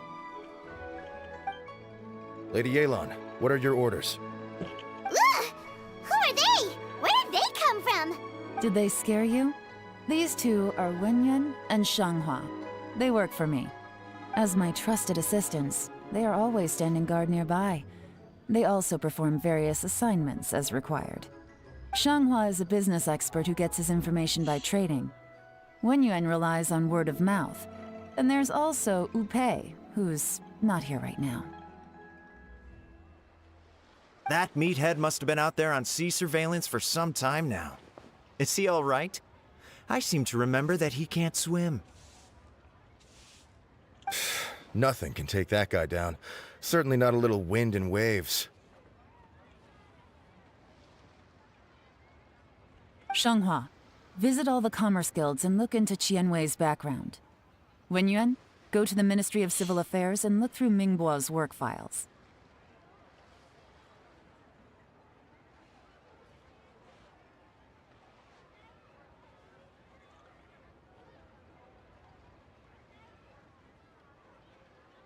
Yes, ma'am. So what about Juri? Juri, well, obviously as the most promising candidate, we will be investigating him ourselves. Let's go to the docks first. Lots of people passing through there. You can find out all kinds of things. If we're looking for information, why don't we try talking to Borai, the owner of Wanyu Boutique? He does business at the North Wharf. Maybe he has some news for us. That's actually not a bad idea. Let's go and ask him.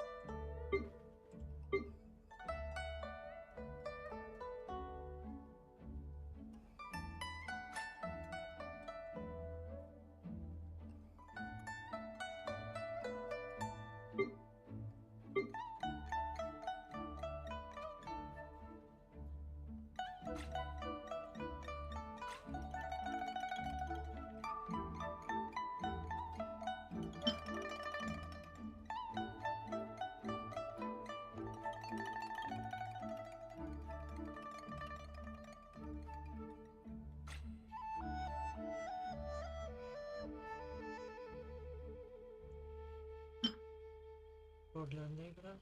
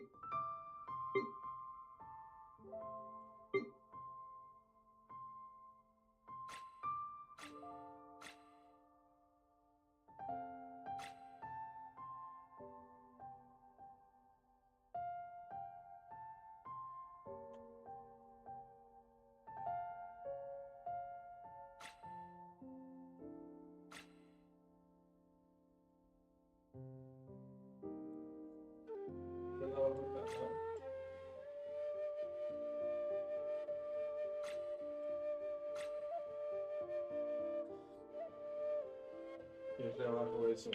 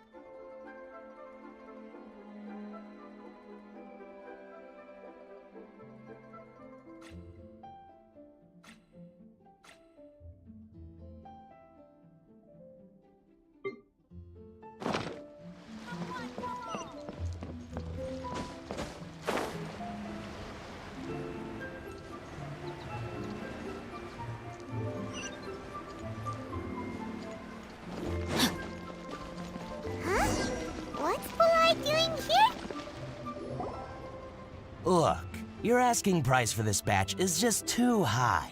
I can't buy in at this price. How am I supposed to turn a profit? Come on, hear me out. I'm telling you, this is the single best batch of Sunsetias ever. You won't find anyone who disputes that.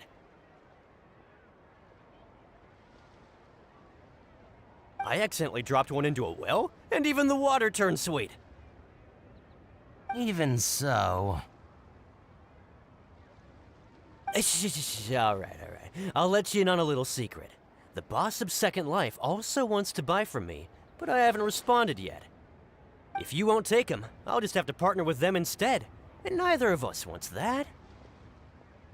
Okay, well, when you put it that way, I'll accept your asking price. I'll take all your stock. Don't sell a single one to Second Life.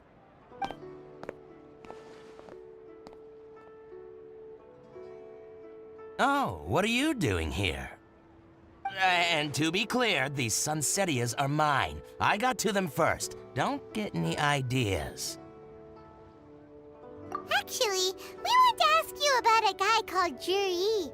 Have you heard of him before? Juri? Yes, he's quite well known. I've heard a story about him. They say he was born into poverty.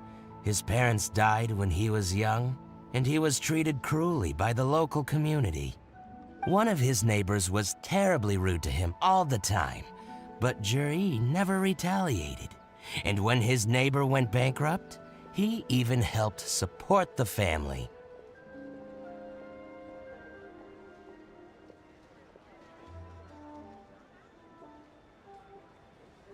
He returned cruelty with kindness, injustice with peace offerings. A gentleman of talent and character, and... oh, how did I not notice him sooner? In fact, maybe I'm not too late. If I could hire him to be the brand ambassador for Wanyo Boutique. Oh, he sounds like a decent man. We can finally breathe a sigh of relief. Why are you asking about him anyway? You aren't looking for a brand ambassador too, are you?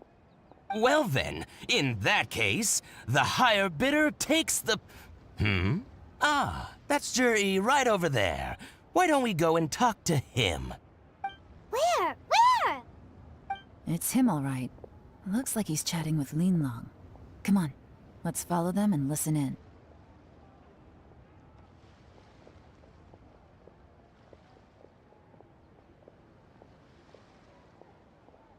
Try not to let him see you. We want this information to be as truthful as possible. I'll just go and fetch an employment contract. And hey, don't try and cut me out of this.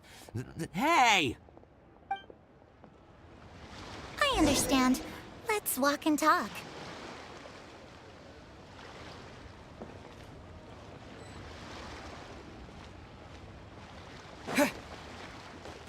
So, you were looking to buy a wineware set? Oh, now I can see that you're a connoisseur, so I won't bother trying to con you. I trust you understand our shop quite well?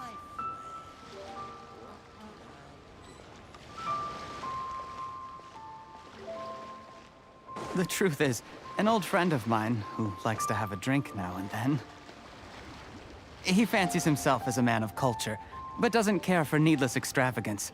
So I thought I might buy him a set of high-quality fakes. How very thoughtful of you. Leave it to me, then. Come and collect it at Shigu Antiques whenever is convenient.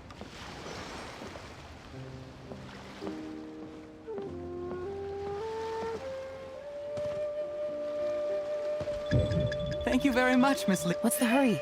Don't get too close, or he'll see you.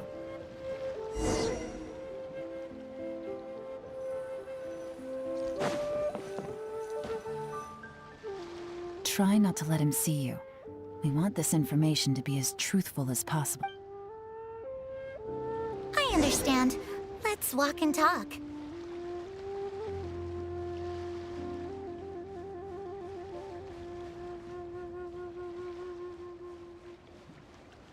So, you were looking to buy a wineware set? Oh, now I can see that you're a connoisseur, so I won't bother trying to con you. I trust you understand our shop quite well?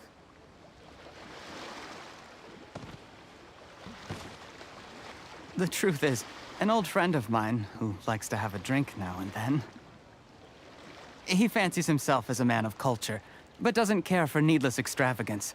So I thought I might buy him a set of high-quality fakes. How very thoughtful of you. Leave it to me, then. Come and collect it at Shigu Antiques whenever is convenient.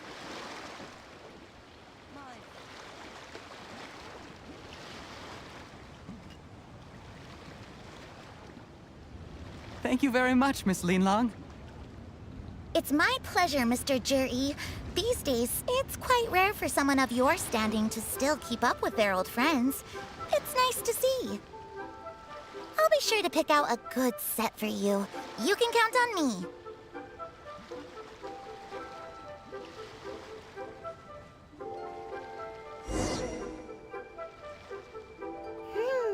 Juri seems to get along really well with everyone. Are you satisfied now, Yelan? Seems like everyone thinks Juri's a great guy. We shouldn't jump to conclusions just yet. Let's go check out the wharf where he usually goes fishing. Do we have to? Wait, you're not just trying to dig up some dirt on Juri because you want to be Tianchu yourself. Maybe I am, maybe I'm not. But hey, if I do become Tianshu, I'll look out for you guys. You'll be able to try all the finest food for free. How does that sound? We will? Well, come on! Off to the South Wharf we go! Paimon es muy regalada. Ay.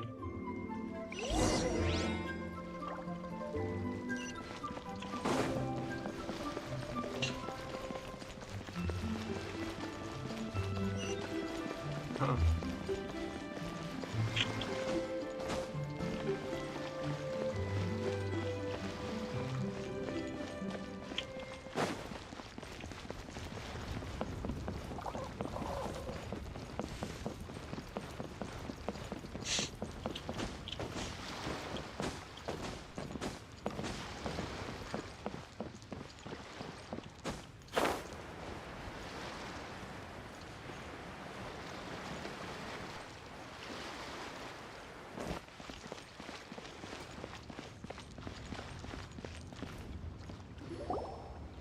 The wharf is as busy as ever.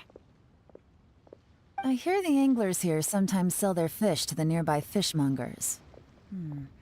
Let's see what Uncle Soon has to say.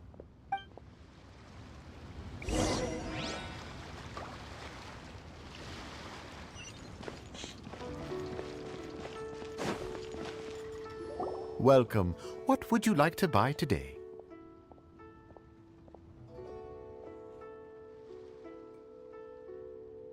Sorry to interrupt. We're actually members of the, Liyue Anglers Association, and we just wanted to ask a few questions about someone. We've heard about this young man called Juri, who's supposed to be a fantastic fisherman. Just wondering if you happen to have heard of him? Whoa!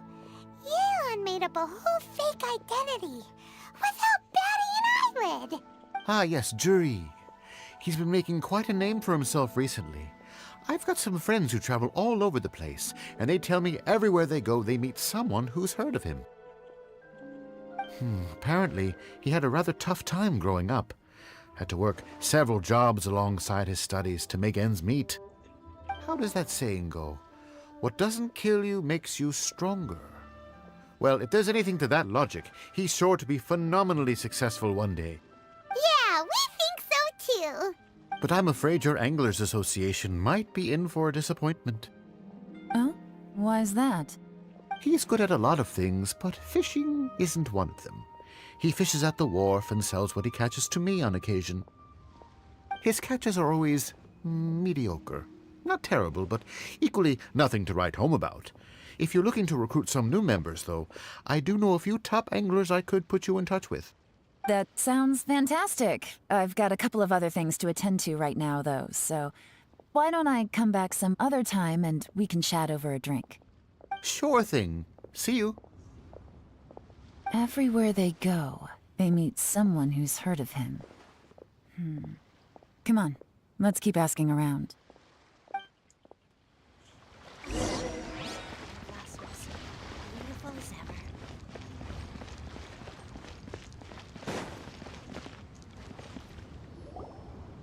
Here to buy some fish? It's 300 for 1 or 3 for 1,000. You better hurry. When they're gone, they're... Hello, we're from the Society for Fish Price Research. We'd just like to ask a few questions. Wow, she switched identity again. Society for Fish Price Research? I haven't done anything illegal. Stay out of my business. Please, don't worry. We're just here to conduct a simple survey. We've heard about a certain Jur-E who's been selling fresh fish at low prices in this area recently. Do you know anything about this? So this isn't about me. You should have said something, you know. I know the guy. I can tell you what I know. I haven't heard anything about him selling fresh fish at low prices, but it wouldn't surprise me if it was him.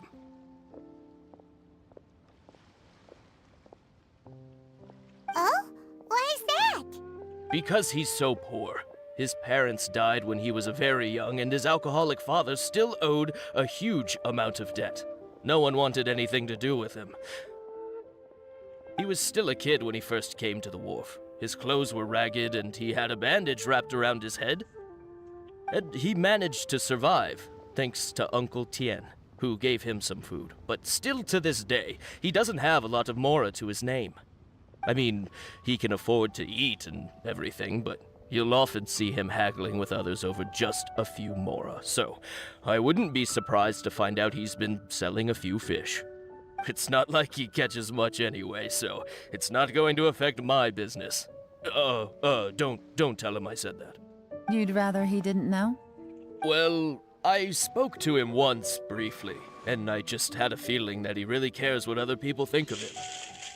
I think he has pretty low self-esteem, but hey, it's hardly my place to say anything.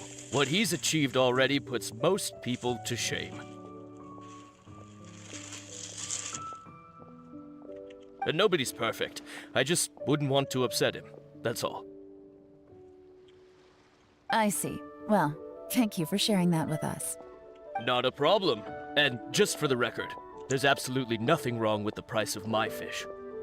The more times you say it, the less convincing it becomes. Doesn't have a lot of mora to his name.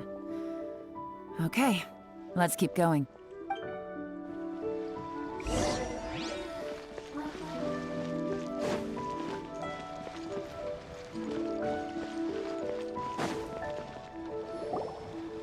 Hey, it's you guys! Wait, what's the phrase? Oh yeah, honored to meet you. What brings you to me? The truth is, we are but newcomers to this territory. We heard tell of a great martial artist, Master Dugu, who knows everything there is to know. Hence, we sought you out to ask for your guidance. Really? People said I know everything there is to know? But of course. We also heard that Master Dugu is a kind and virtuous swordsman who never turns away anyone who comes with questions. Great! So what do you wish to know? Nothing happens on this street that I don't know about. Now she's lying to a kid. So, Master Dugu, have you heard of one by the name of Jur-E? Sure have. You mean that guy that all the grown-ups are talking about these days? I've heard many tales of Juri. For example, I can't remember. Probably because it's nothing that important. I prefer stories about sword-fighting heroes. Oh, I can completely understand that. Then let me ask you this. Do you remember roughly when the grown-ups started talking about Jur-E? Oh yeah, I know that. It was about 2 or 3 months ago. Before that, people always used to talk about Juri in a kind of nasty tone of voice.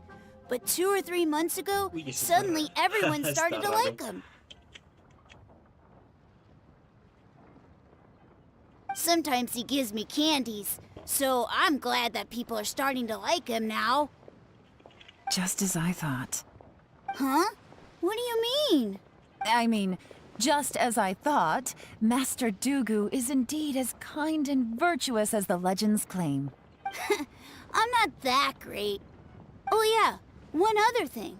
These days, there's a lot of people I've never seen before talking about Juri stories in the street.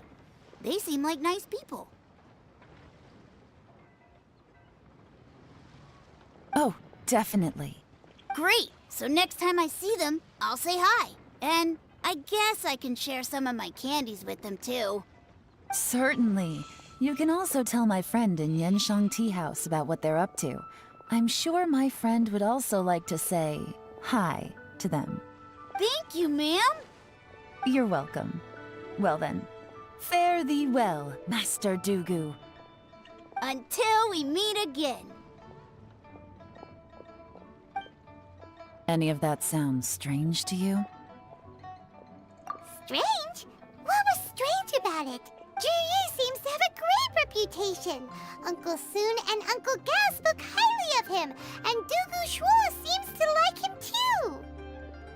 True, but the issue is, where did his sudden celebrity come from? It almost seems too good to be true. Sudden? Too good to be true?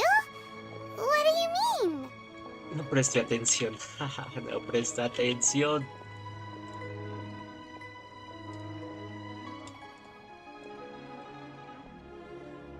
Está diciendo que 2 o 3 meses y antes lo despreciaban. Algo pasó.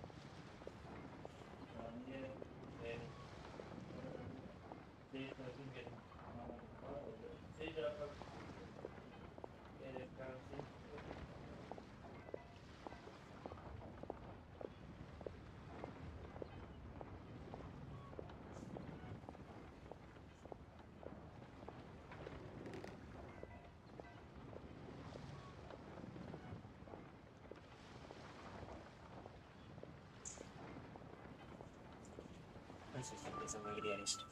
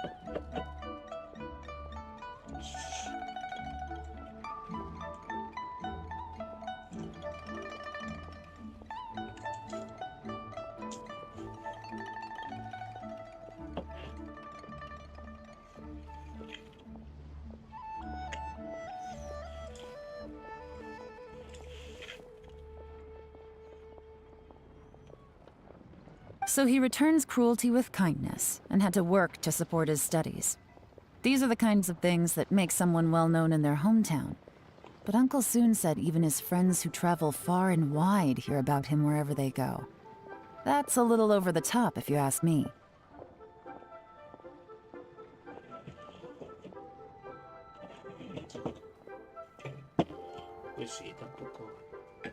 Do you remember what Dugu Shuo said about Jur-E's stories? Clearly they left him with a good impression of the guy. But beyond that, he wasn't interested in the details. That's the reaction I would expect from any normal person.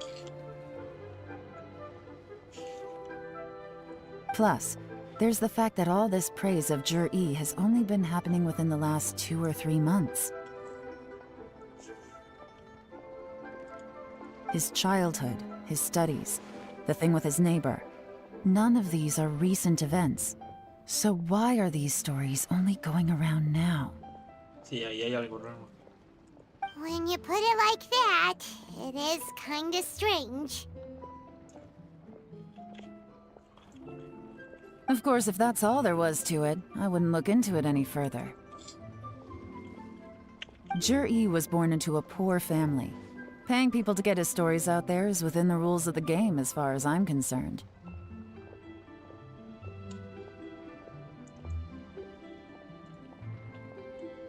The problem is, do you remember what Uncle Gao said about him? He's stayed poor his whole life. Everything he's earned he's either spent on studying, traveling, or paying off debts. I don't think he has the mora to pay for a publicity campaign.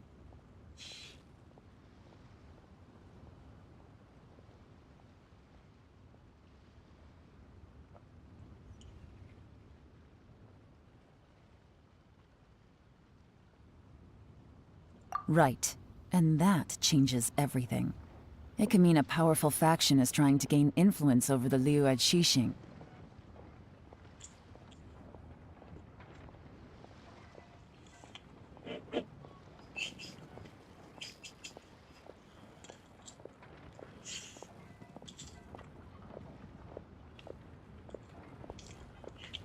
That's the worst-case scenario. But all too often, the most pessimistic speculation turns out to be closest to the truth. Someone's trying to gain influence over the Qixing? That sounds serious! What should we do?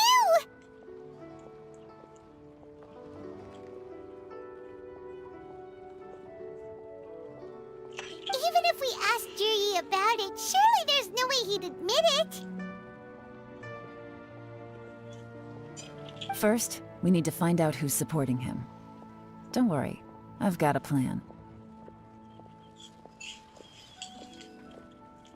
Remember the current affairs and planning stage of the assessment? Since the successful candidate is duty-bound to implement their plan after taking office, their manifesto tells us their stance on key issues.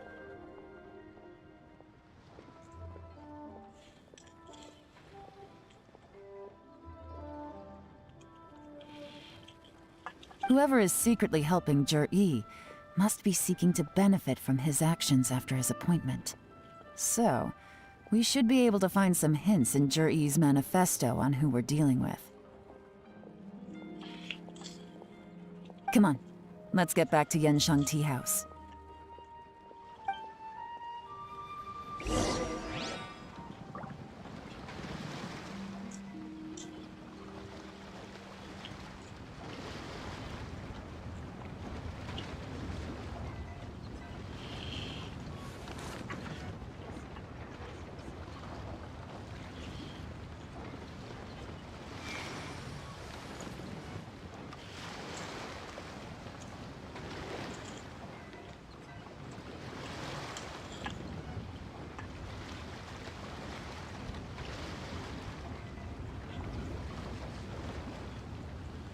If my calculations are correct, Wanwen Bookhouse is due to receive a batch of new releases today.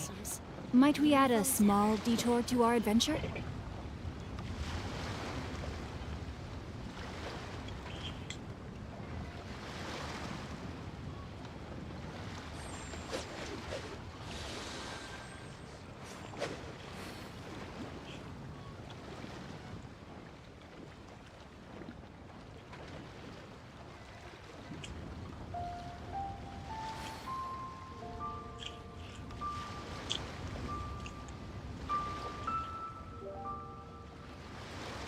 Oh my goodness. Oh my gosh. Wow. Huh? All will be revealed in the next volume? Oh, drat.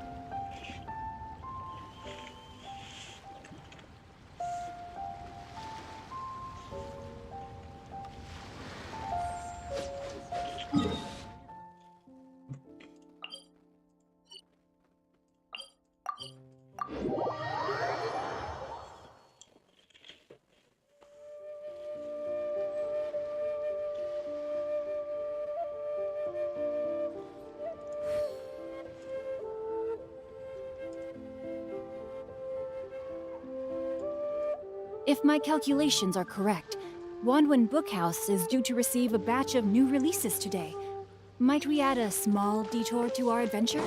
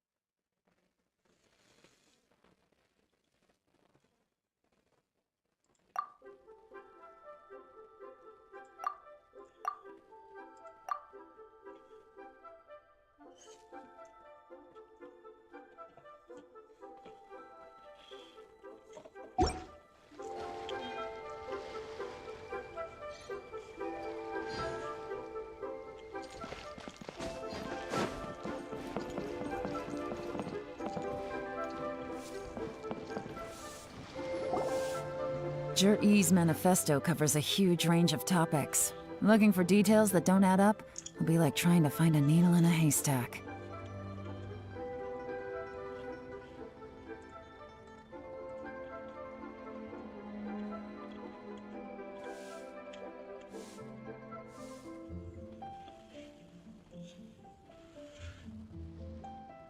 I'll divide the reports into 2 piles. You take one, I'll take the other. When we're finished, we'll put our heads together. Officially, the assessment is already over, and I'll be expected to announce the results before long. So we have to get to the bottom of this as quickly as we can. Yikes! We better hurry! Whatever else Uncle Tien might think of Jur-E, the fact remains that he's one of his favorite students. Any evidence he's left is not going to be immediately obvious. We'll have to look carefully and think critically.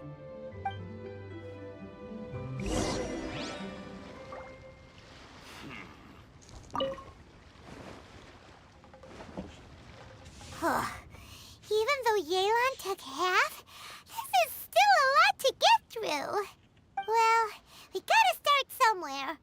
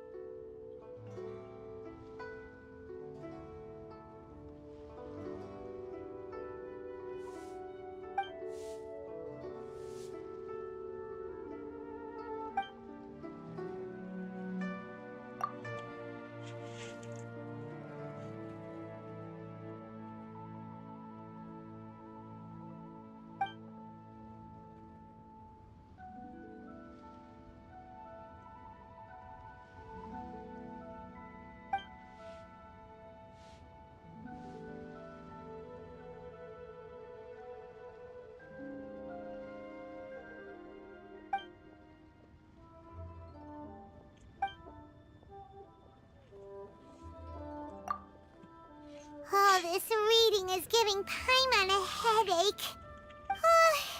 Let's take a break.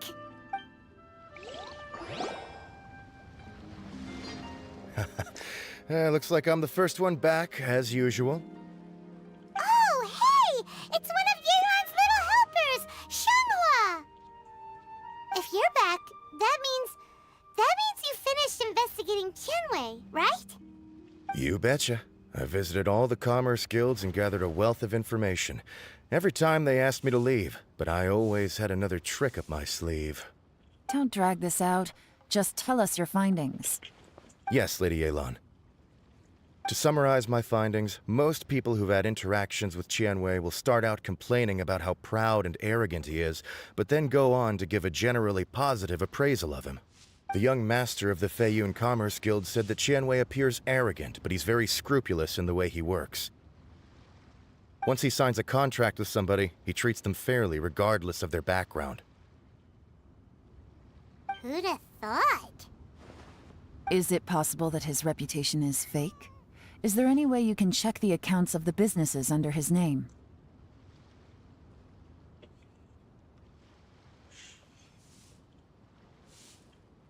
In theory, that should be very difficult, but here's the thing. I asked around and found out that almost all of Tianwei's accounts are open to the public. Where he buys from and sells to should be confidential business information, but he doesn't seem interested in protecting it at all. Tianwei often sees business opportunities that others don't, but once he's made enough mora off of it, it's like he gets sick of it and releases all of his trade secrets. It's like he wants people to know that they still can't beat him, even if he shares all of his secrets. The fact that someone like that can still make mora is pretty infuriating when you think about it. What a strange guy. It's like he's not doing business to make mora, but instead, To validate his theories. No wonder his manifesto contains so many insights. It's all the result of his first-hand experimentation. I'm back! Huh? Ah, how come you're here? Why do you think? Obviously, because I possess superior skills and am always one step ahead of the competition. Well, when you're the competition, at least. You... Ugh, whatever. I'm not getting into an argument with you. If I hadn't had something else to take care of on the way, I would have been back long before you. Lady Yelan, I have finished investigating Mingbois. Well, we're all ears. The Ministry of Civil Affairs says that Mingbois struggles to get his words out when he gets nervous, especially when he's chatting with strangers. But after a few days of getting to know him, you can pretty much have a normal conversation with him. On the whole, the feedback from the Ministry of Civil Affairs was very positive. He always considers the things that everyone else overlooks. In your opinion, was the Ministry of Civil Affairs' appraisal of Mingbois at all exaggerated? I don't believe so. Mingbois is someone who has slowly but surely earned the reputation he has today. According to Miss Yu, the Ministry often gets Mingbois to take a final look at projects before they're implemented. People feel much more confident in something if it has his stamp of approval.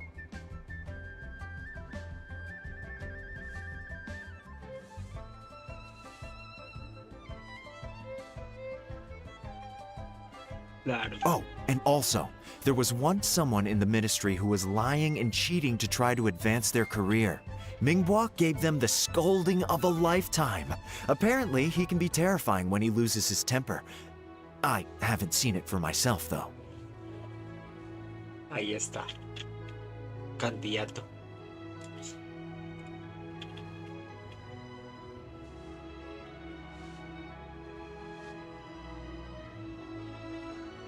Whoa, that's hard to imagine. Like I said before, things are not always as they appear. Ah, so that's what you meant by that. I'm starting to get it now. Thank you both. You're free to go now.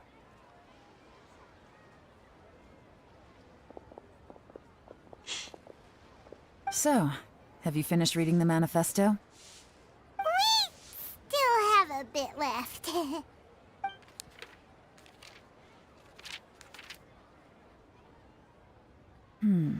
I can't see any immediate problems looking at the individual entries. The only one that strikes me as a little unusual is the Cheongshu Pool redevelopment plan. Cheongshu Pool has always been home to many secrets. Plus, Ajdaha once wrought havoc there, so there are even more secrets buried deep underground. At some point, a rumor began to go around that there is great treasure buried beneath Cheongshu Pool. A long time ago, with the approval of the Qixing, a mining team conducted an exploratory excavation there. So, did they find any treasure? None. The ruin was completely impenetrable. The only way they could have gotten through the solid rock would have been by blowing it open with a special kind of explosive. The technology wasn't mature enough at that time, so the excavation project was shut down and the treasure became a mere legend. Zhi-Yi's manifesto focuses on solving problems, and this treasure hunt seems extremely risky. It seems out of step with the rest of his plans. Still, this one fact alone doesn't tell us much. Everyone wants to get their hands on this treasure. The treasure hoarders, the Fatui, even local Liyue factions. Did you find anything? Excavation? Project? Treasure? Did we read anything similar in our half of the manifesto? Oh yeah! Zhi-Yi said the Blackcliff Forge workers should get right of first refusal if any suitable projects come up. Did he now? Well, that makes everything much clearer. So Zhi-Yi wants the Blackcliff Forge to excavate the treasure of Cheongshu Pool. Does that mean the Blackcliff Forge is Zhi-Yi's secret supporter? No, not likely. I've looked into the Blackcliff Forge before. They aren't involved with any powerful factions at present. They do possess some specialized explosives, but it would seem more trouble than it's worth to put so many resources into a risky project like this. Still, since the clues are pointing toward the Blackcliff Forge, we should see where they lead. We may well find something new. Shenwei and Mingbo both turned out to be completely different than what we thought. What about Juri? Is there another side to him too?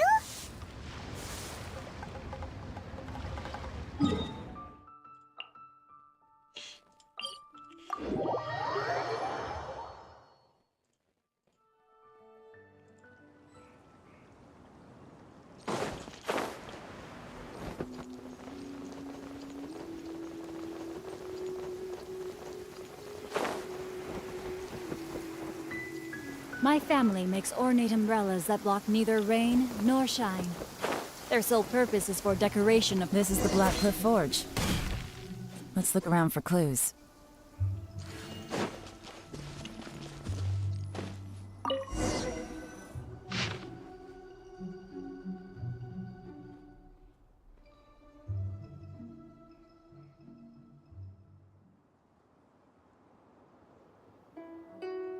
What's this? A diary? From the back, it looks like a ledger, but it seems they also use it as a site log. We don't know who wrote it, but it's interesting, don't you think? These newcomers, who could have— You think they're suspicious? Yes. Look, it says right there, one of them's already been promoted to team leader. At this rate, by the time the Qingshu Pool redevelopment plan is ready to roll, they'll be the technical backbone of the team. That'll give them the chance to take a lot of liberties. They can copy any secret texts or steal any treasure they find underground.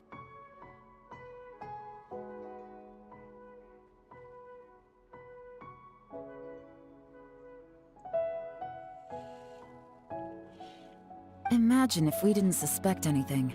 By the time Jur-E recommends the Blackcliff Forge for the excavation project, at most we would maybe do a fresh background check on the place. No red flags if all they did was change some key staff.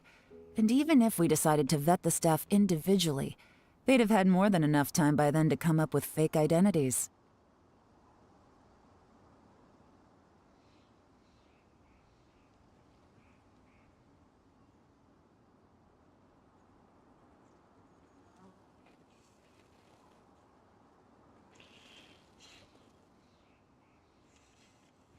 That's the advantage of planning this far in advance. It was a clever move. When you put it like that, it all makes sense. If we hadn't found this out, someone else would have stolen the treasure. So, who's really behind all this? That's a question for the newcomers. But let's start with that worker over there for now.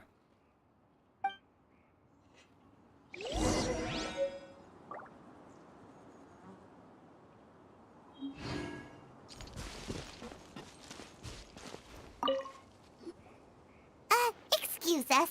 We want to ask you about the newcomers. You want them to teach you or something? I gotta say, these newcomers are in tip-top shape. Fast learners, too. They're picking up all the skills unbelievably fast. My only complaint is that they're always going out drinking at night. But they never let us join them. I guess they just need some time to adjust. I'm sure we'll get to know each other over time. They go out drinking. This area isn't exactly renowned for the nightlife. I'm guessing it's a long trip to the nearest tavern. You got that right. They tell me they go all the way back to Liyue Harbor to drink at Wanmin Restaurant. It rained after work today, so they actually stuck around at the site for a while. But as soon as the rain stopped, they went out drinking again right away. Hey, you're only young once, right? I say, if they can hack it, let them at it. Interesting. Let's go talk somewhere else.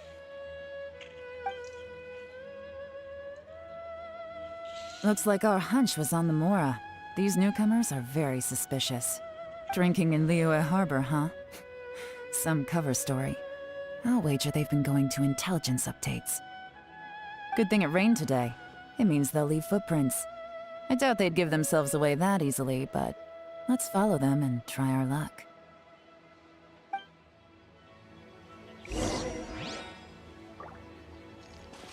Body and mind.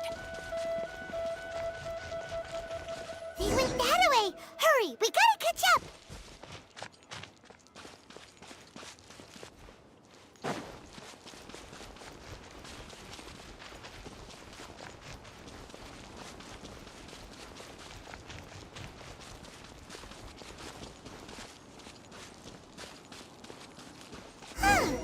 These footprints are heading towards Liyue Harbor.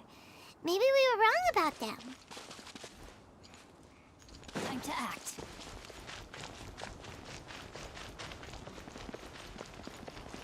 Just as I thought. They didn't go to Liyue Harbor. They went that way.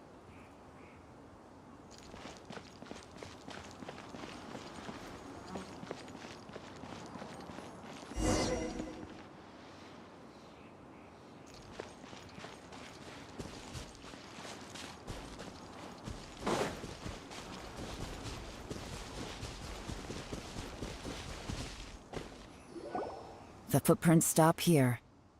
But, judging from the direction, I'm guessing their destination was that abandoned house.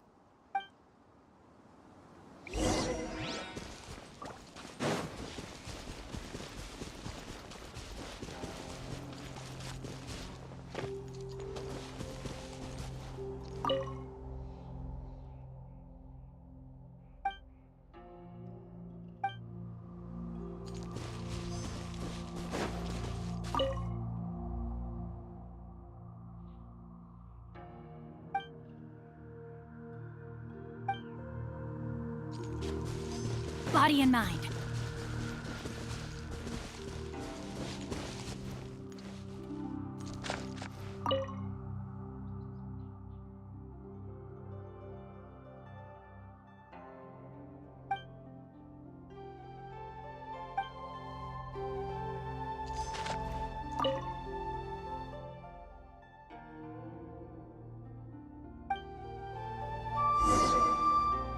Looks like we were too late. This has gotta be where the newcomers rendezvous with whoever they're working for. But all the evidence has been destroyed. Look at these ashes. Someone was burning documents not long before we arrived. Could there be anything left? Maybe the wind could have blown the fire out before everything was finished burning. The odds of that are very slim. It's practically impossible. I've checked. All the paper's been burned. There's only ash left now. Why don't we wait for them back at the Black Cliff Forge? They've gotta go back there sooner or later. We can't count on that. Clearly they were based here at one point, but it's mysteriously abandoned now. To me, that says that whoever's behind this has moved them somewhere else, to throw our investigation off course. Darn! Guess this is where our trail runs cold. Make no mistake. The purpose of our trip wasn't to find any solid evidence. We just need to figure out who's behind Jur-E. I smelled something peculiar the moment I came in. Those newcomers probably thought they'd be safe as long as they burned the letters. But what they failed to consider is that paper and ink from different regions produce different odors when they're burned. Really? Paimon can't smell anything. Do you smell anything? There is a certain place with a freezing cold climate where there's nothing but ice as far as the eye can see. Los Fatui. Some wealthy people there put floral fragrance in their ink as a way of injecting a little romance into their writing. When that fragrant ink is burned, this is the exact odor that it leaves behind. Exactly. The evidence will soon be blown away by the wind, so it's nothing we can arrest anyone with. But it's all I need. Now I know who we're dealing with. I can plan our next move. Lady Yelan! Oh, thank goodness I finally found you. I thought I'd never see you again. Who are you? Don't be alarmed. This is Upei. He's Wenyuan and Shanghua's colleague. I sent him to look into Jur-E's regular contacts. Since Jur-E likes fishing, Upei thought he might know some of the fishermen and sailors, so he took a boat out to sea to ask around. I left him a note at Yanshang Tea House telling him to look for me at Blackcliff Forge when he got back. If there'd been an ambush waiting for us there, it means we'd have had some backup. So, what did you find out at sea? Forgive my incompetence. I'm afraid I've come up empty-handed. I asked all the fishermen multiple times, but none of them had any interactions with Jur-E before. Then the waves got so choppy I ended up falling overboard. Fortunately, someone managed to drag me out. When I got back, I heard that you'd gone to Blackcliff Forge and might need backup, so I went straight there as fast as I could. Didn't even stop to change my clothes. Well, Uncle Tien said that Jur-E once bought a recipe from one of the fishermen. Did you hear anything about that at all? What? That's news to me. No, that's not possible. It's absolutely not possible. Lady Yelan, I'm telling you, I spoke to every single fisherman out there, and none of them mentioned anything about a recipe. Interesting. Then I wonder how that even more wonderful fish soup came about. Fish soup? What fish soup? Nothing. Our priority right now is to find a way to get our hands on some solid evidence. Well, any suggestions?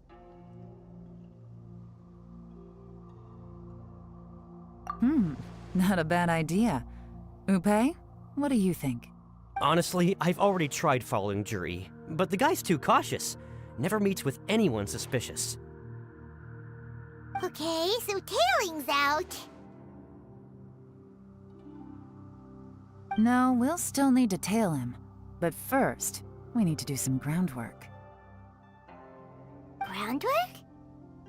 When you've worked in intelligence for a long time, you'll understand that no one can stay on high alert forever. Especially when he thinks he's about to win. Tomorrow morning, I'll announce his victory at Yuehai Pavilion.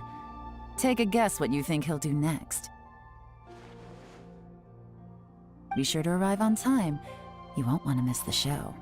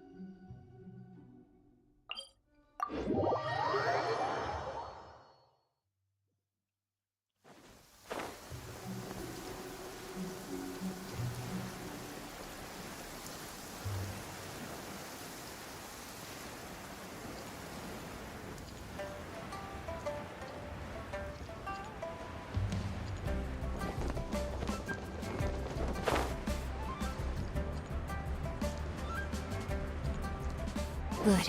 The rain has stopped. Any longer, my books would have gotten wet.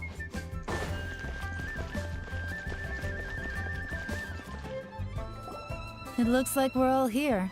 Well then, time for me to announce the results of the assessment process. I won't drone on about the importance of the Tianshu role. Suffice to say that Uncle Tien entrusted me with the monumentally important task of assessing the candidates.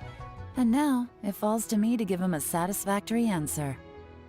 All of us here know the score. Don't beat around the bush, just get on with it. Qianwei has many pioneering ideas, but some of his plans are lacking in detail, and he easily gets into testy exchanges with other people. Mingbo is reliable, but not quite ambitious enough, and because of his personality, he struggles to win people over.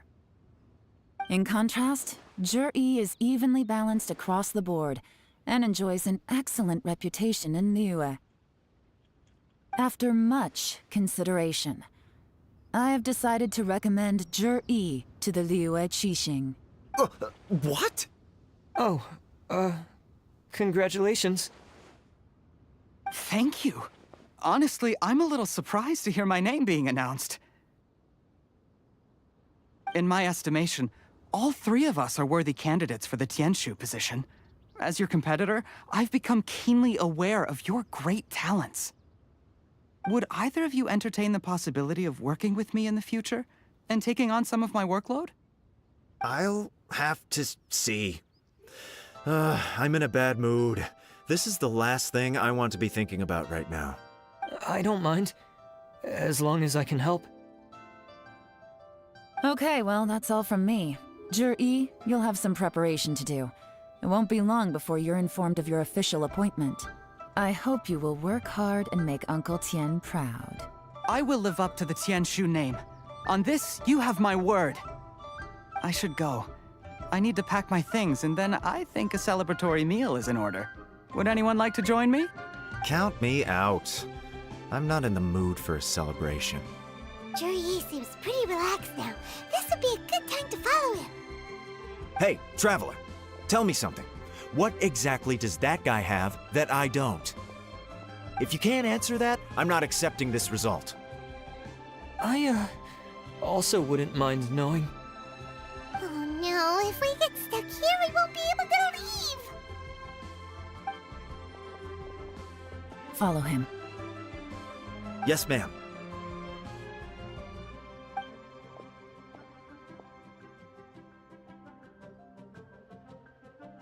We finally got rid of them! Lady Yelan, Juri has gone towards Feiyun Slope. Follow him, quickly. So Juri really sided with the Fatui? But Uncle Tien thinks so highly of him. Why would he do this? Difficult to say, but everything should become a lot clearer when we find him.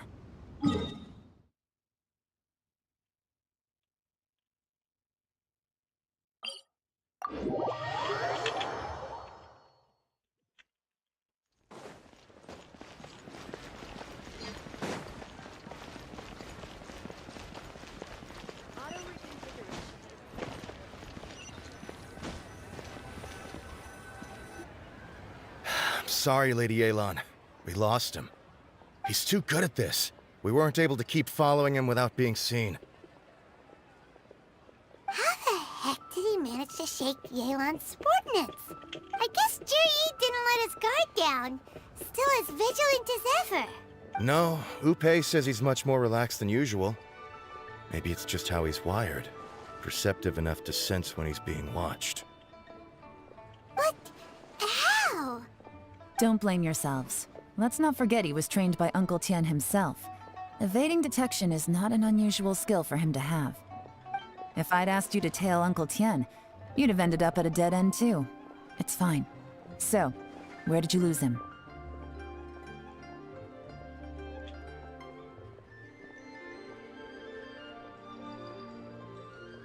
Shinyue Kiosk. He only went in briefly. Upe and I were watching outside the whole time. A few moments later, a man dressed in a completely different outfit came out. Upe had a feeling that it was him, but we couldn't get close enough to check without blowing our cover. I figured that if we spooked him, it would undo what we've accomplished today so far. Another option would have been to arrest him there and then, but without any evidence, that would have been meaningless. So I stopped Upe, and I stayed here to wait for you while that meathead went to ask around in Shinyue Kiosk. Good work. The fish didn't take the bait, but that's okay. As long as he's still swimming around, we'll find a way to catch him eventually. The key... Let's go to Shinyue Kiosk.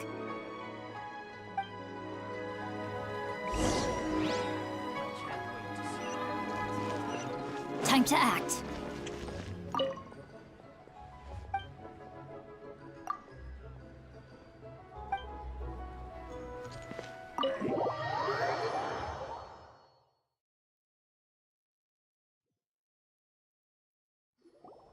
Could you explain to me how that works? A guy like him comes in, changes his whole outfit right under your nose, and you don't even ask him about it? Our customers are free to dress however they please. What grounds would I have to question him?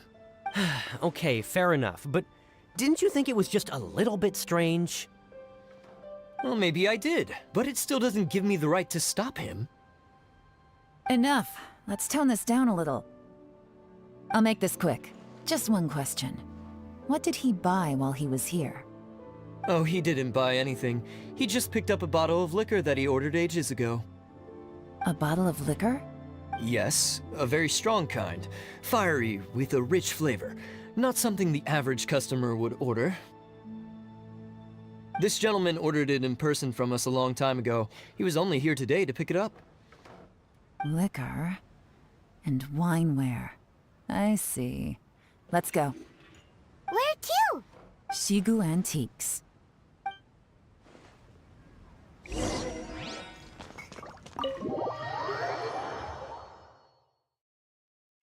De la detective. Literal.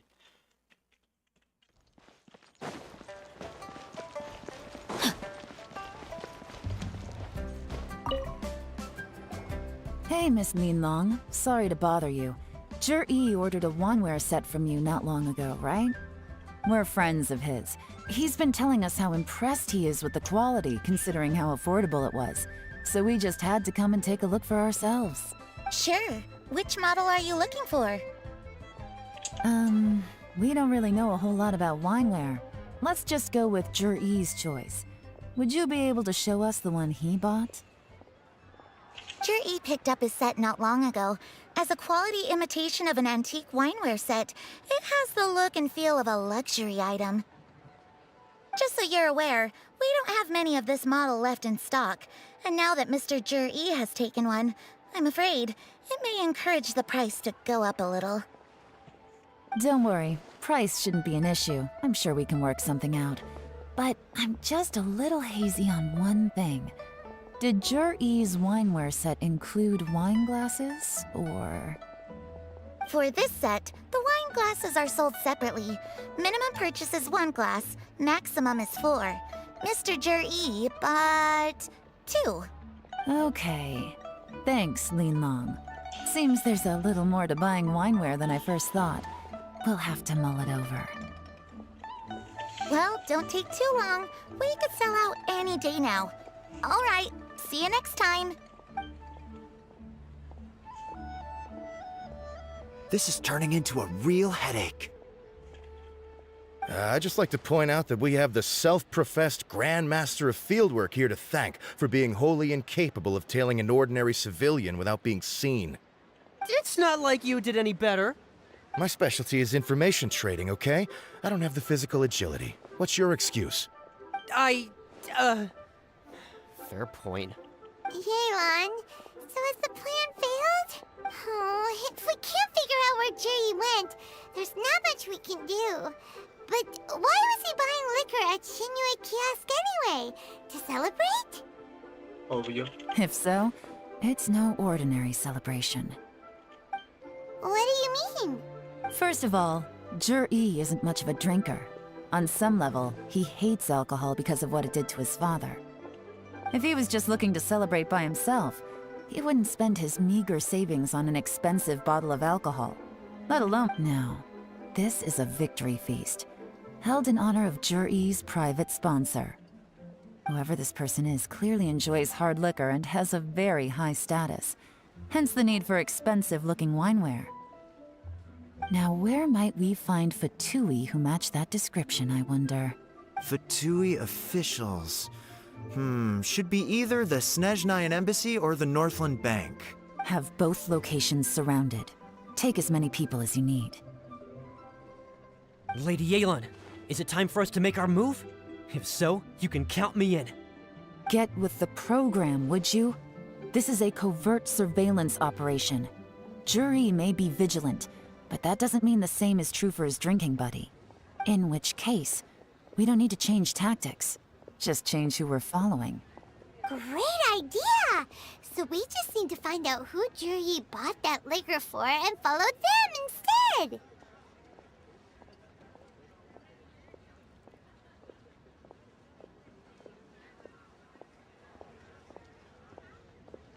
But Lady Yelan, if we get caught, this could become a major diplomatic incident.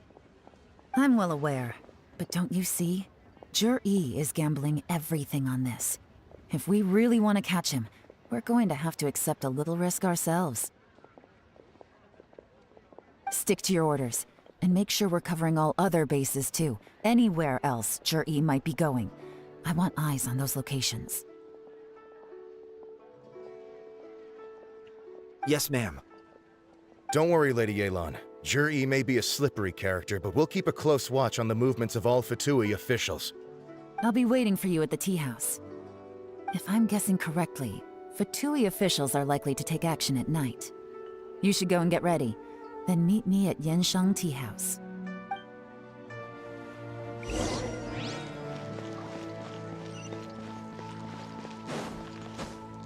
Time to act.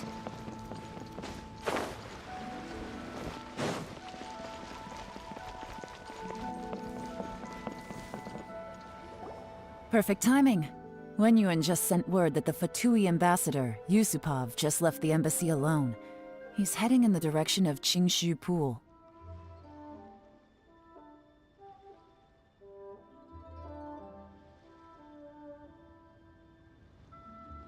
Qingshu Pool?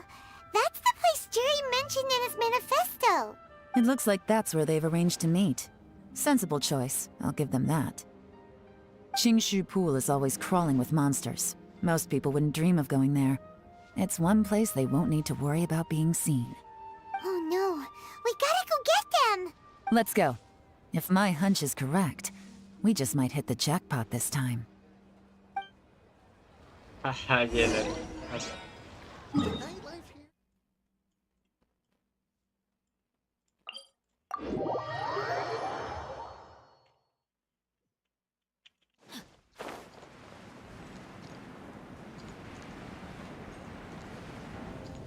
This is Qingshu Pool, full of ruins, crawling with monsters. Anyone with any sense steers well clear of this place. I've looked into the place before. There's a worker's entrance somewhere around here. Follow me.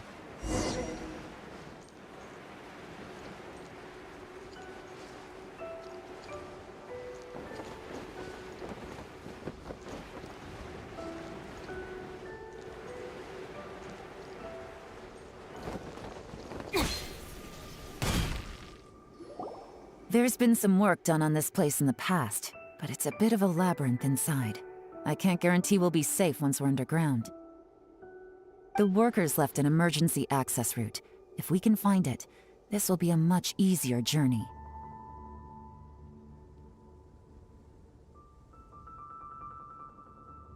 Still, be ready to fight at any moment. Any resistance needs to be taken out quickly and quietly. We don't want to attract too much attention. Don't worry, we're all professionals here.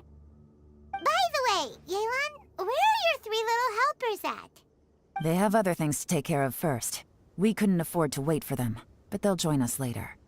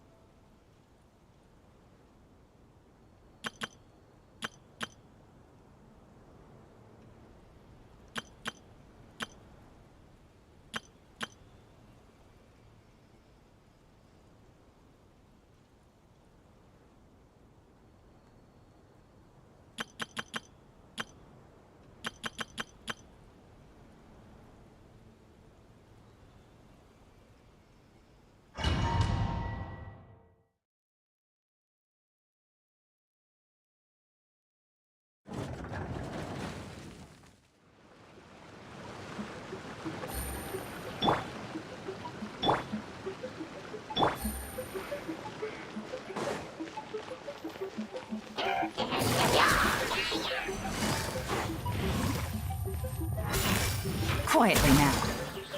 No, my sword! By royal decree! I must leave no stone unturned, as a dutiful maid would.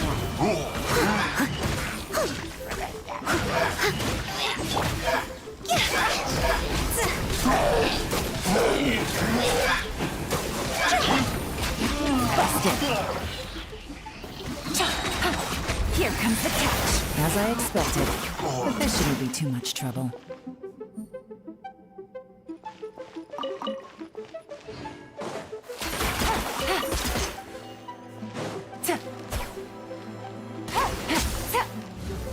Take it easy.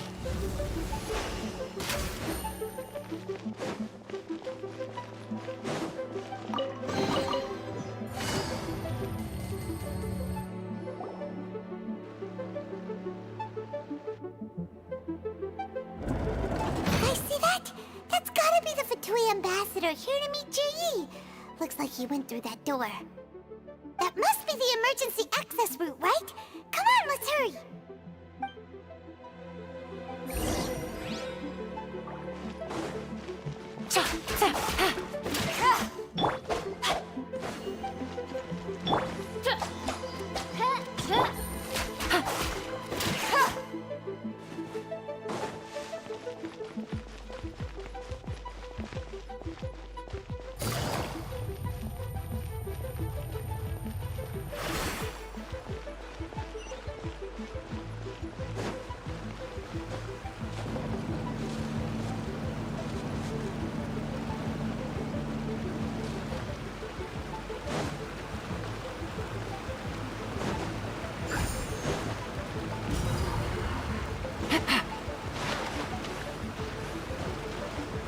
Take it easy.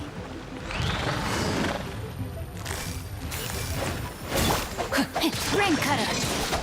Wings of darkness! Cross over! Rain outlines your... Oz, reveal that... Gotcha. As a good knight should.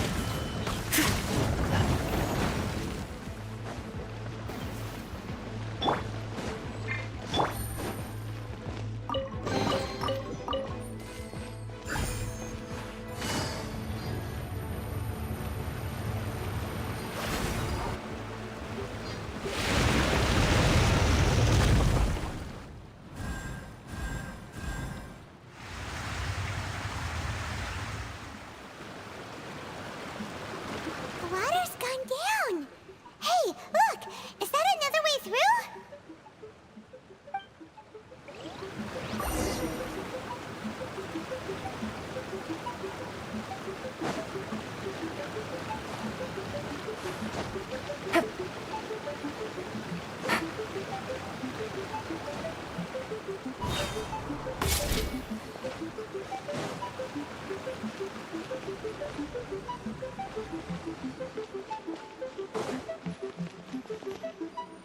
This is the construction workers' emergency access route, but it's closed tight. Trying to break through would be risky. Let's see if we can find another way.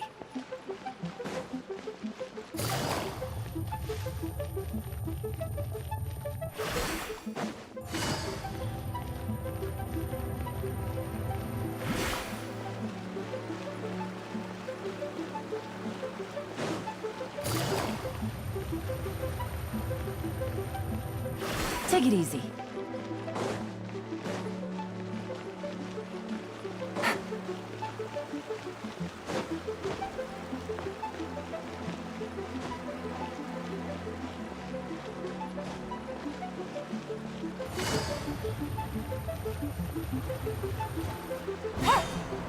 Take it easy.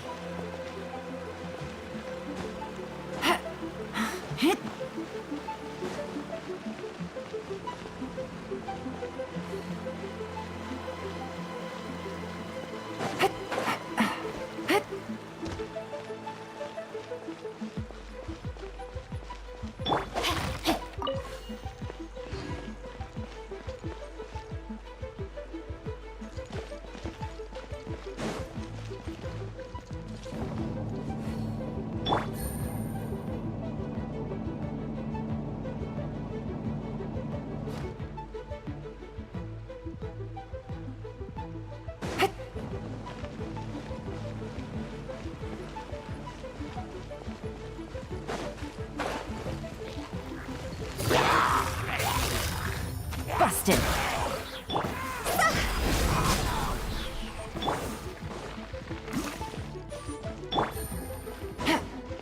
Take it easy.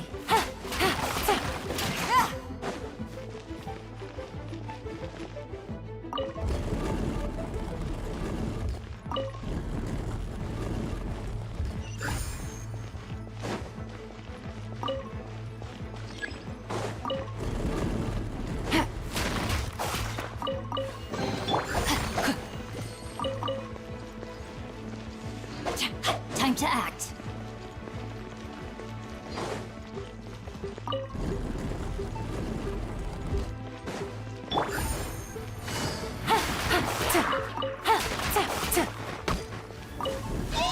Take it easy. Things are about to get dicey. As you wish, mein Fräulein.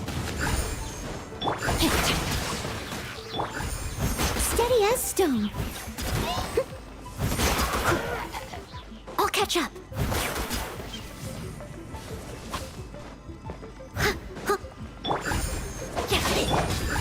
By royal decree. Quietly now. Witness the power.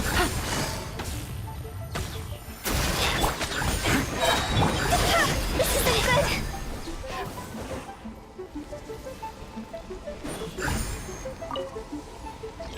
Huh?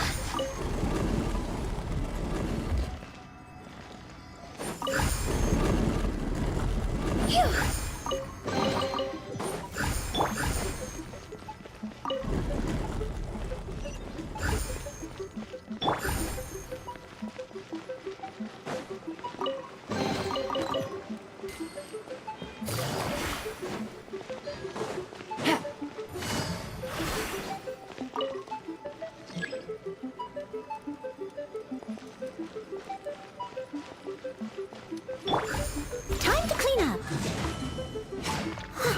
Someone needs assistance.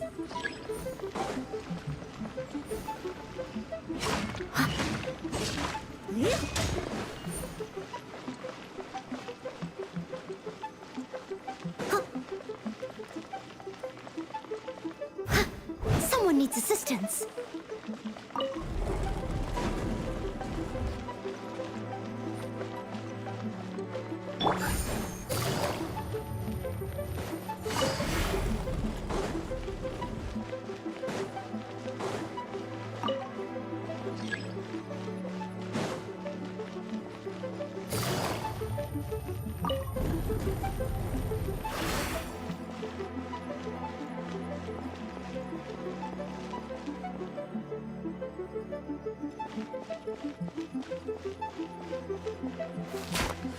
Take it easy.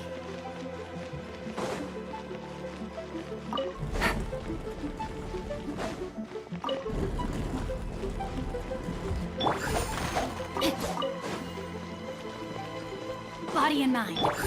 Take it easy.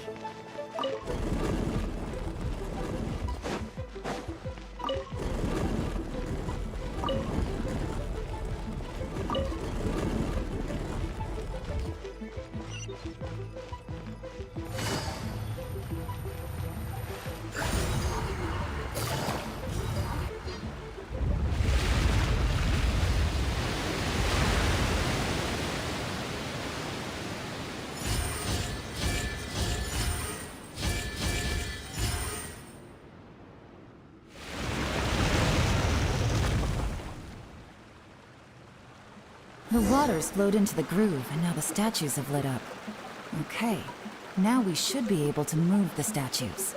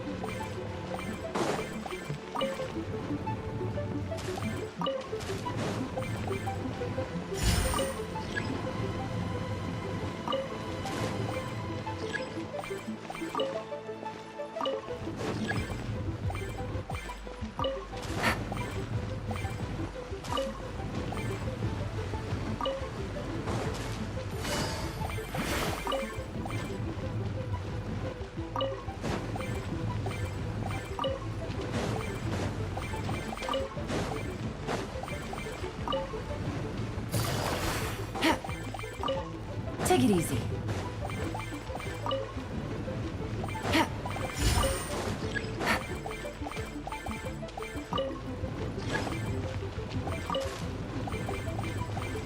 The door is open. Let's go.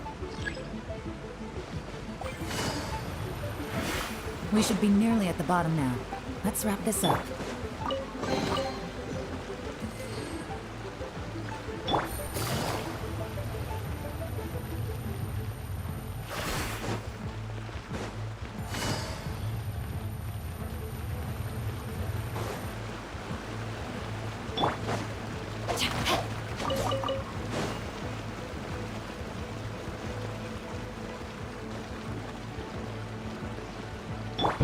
Leave it all to me. Busted. Time to go! Wings of darkness, come! No rest for the wicked. Here comes the catch. Gotcha. Busted. I must leave no stone unturned.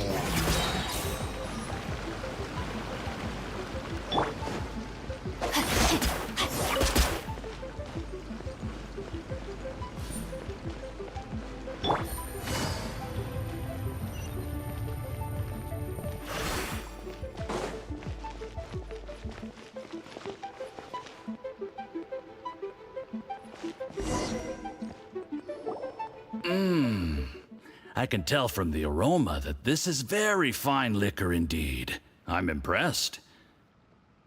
Come on, bottoms up. After you, of course.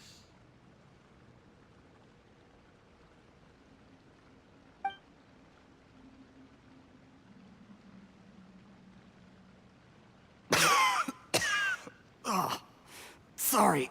That went down the wrong way. I've never drunk anything this strong before. It'll take me some getting used to. You'll get there. If you want to stay friends with us, you have to drink with us. I'll do my best. You're more of a lightweight than I thought.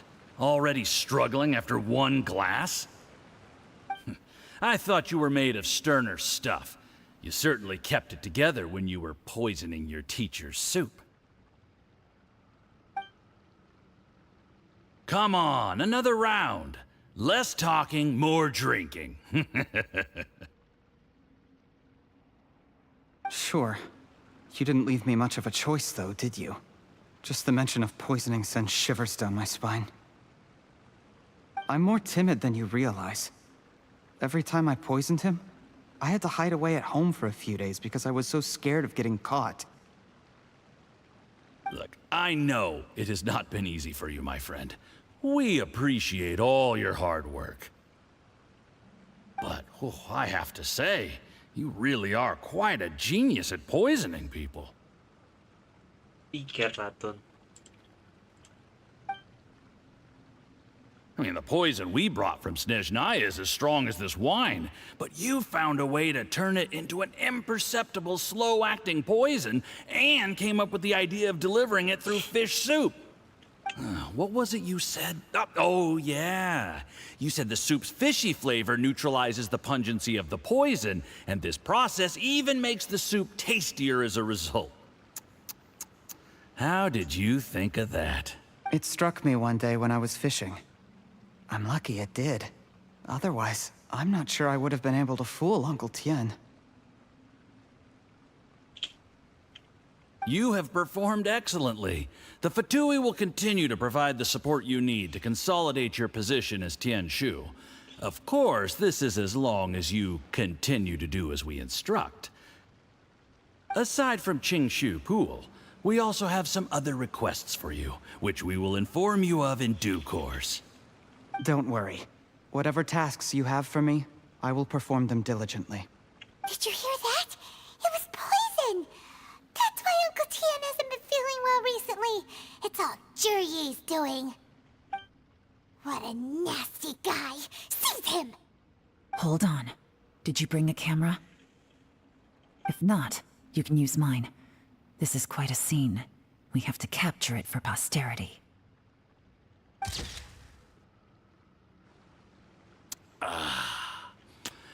Excellent liquor. We've, seen no progress on the diplomatic front, and everyone has been eyeing up the treasure of Qingshu Pool. It's been a real headache for me. But soon, everything will be taken care of, and I can report back on a successful mission. Thank you, Juri.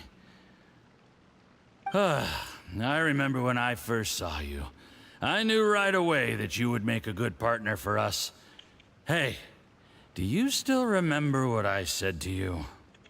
How could I forget? You said a lowly commoner like me could never be seen as a serious candidate for the Tianshu, no matter how hard I work.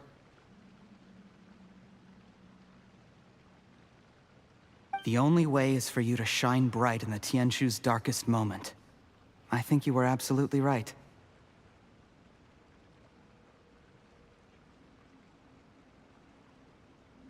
Yes. Under normal circumstances, the gap between you and other people could only ever grow wider over time. Just look at your two competitors. Qianwei had wealth. Mingbo had reputation. But you had nothing. You were just another nobody. And that's why I decided to help you. You know, there's an old saying in the Fatui. Give a starving dog a bone, and it'll guard your home for the rest of its life. Yes. I cannot thank you enough for your generous support. Y que comprado. Digo que el más inteligente es el más rata. You know, the best thing about you is that you do as you're told without complaining. Hey, keep up the good work, and I can assure you, you'll never have to worry about Mora again. Heck, when you're not in the company of the Fatui, you'll be able to throw your weight around as much as you want. How about that? Uncle Gao said that Jur-E has low self-esteem. Seems he was right. He was worried that whatever advantage he might have now will diminish over time, so the Fatui persuaded him that he should act while he can. Do you have any more film in the camera? Then get ready to use it. Tonight's grand finale should be coming up any minute now. How well this goes for us depends on how Jur-E plays his hand. Ooh, is there any more alcohol? Go on. Fill me up. I'm in a good mood today, and I'm gonna drink my fill. Make sure to get me home safely afterward. There's only a little left. Here, I'll fill your glass. If you like it, I can bring you some more next time. Whoa, this is the good stuff. It is great. Huh? What the?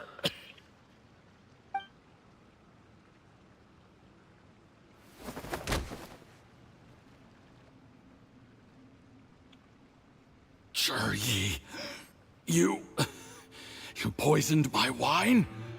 But when? You seem surprised, Mr. Yusupov. How could you? How could I not?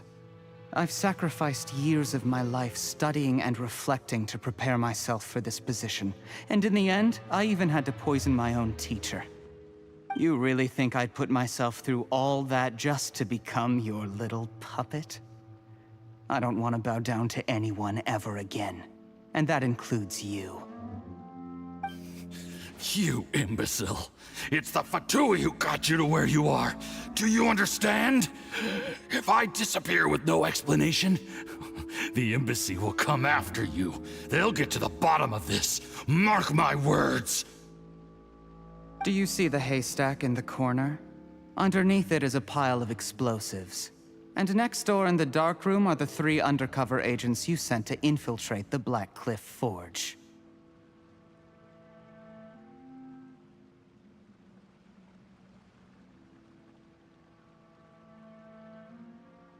I'm gonna stay here till I see you slip into unconsciousness. Then I'm gonna set this on fire. Once the flames burn through the hay, they'll ignite the explosives, the ruins will collapse, and everything will be buried. What do you hope to? I took the liberty of leaving some evidence of your contact with the undercover agents at the Black Cliff Forge. It won't take long for people to join the dots. 2 missing person cases will become one as the truth gradually reveals itself.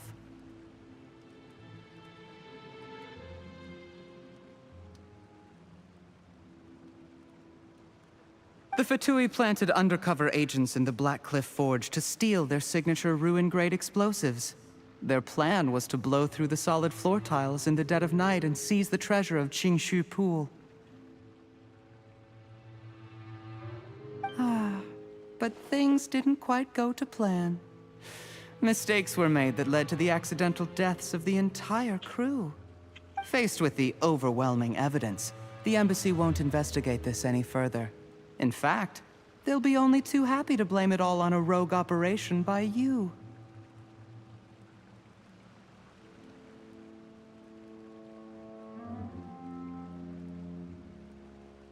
It explains why you acted alone, while exonerating the rest of the embassy of any liability.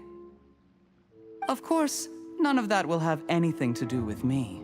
When all of this comes to my attention, I'm afraid I'll have no choice but to cancel the Qingshu Pool redevelopment plan immediately. I guess then, I'll be Tianshu in my own right, with a clean record and well out of the Fatui's reach. Jerry, do you really think you're gonna get away with this? The Fatui has a record of everything. That includes the poison, all interactions between us, even my trip here tonight. After I die, they'll come looking, and they'll get to the bottom of this. A record? Oh, you must mean the one in the hands of your second-in-command, Theophon? What? How do you know about that? Because when you contacted me, I also made contact with your associates. I have Theophon to thank for providing me with the poison I used on you today. He'll help me tie up all the loose ends. After all, your untimely demise comes with a few perks for him. He has been eyeing your position for a long time now. That traitor! Jerry, you... Shh. Relax. It's over. After tonight, everyone gets what they want. And anyone else in the know is either my accomplice or about to be taken out of the picture. Sweet dreams, Mr. Yusupov.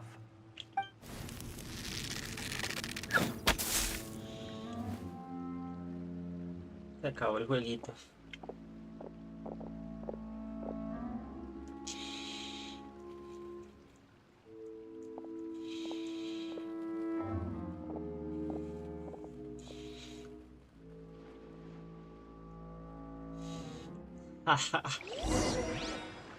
Se acabó el juego. I did a little surveying on the way here and found that you'd left yourself 3 escape routes in case things went south.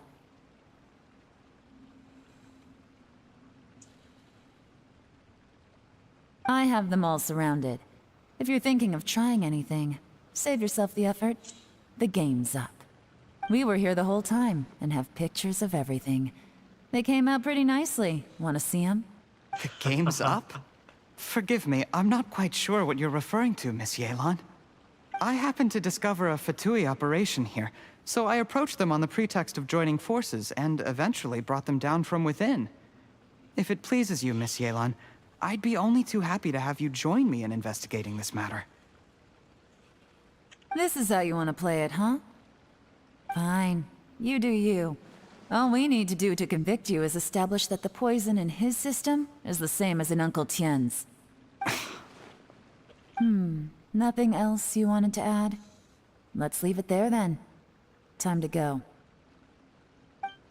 One wrong move and it all comes crashing down. I should have been more careful. You followed him here, didn't you? I was so focused on keeping myself out of sight, I forgot he was a potential liability. Let's talk about this, Yelan. I gave you my word that I would live up to the Tianshu name, and that much I can still guarantee. Your point being? When I take office, I can guarantee that I will act in your best interests. In fact, all of you here tonight can expect very generous treatment in the future. I don't deny that I used underhanded methods to get here. But given my lowly origins, what other choice did I have? You still don't get it, do you? Even what do you think?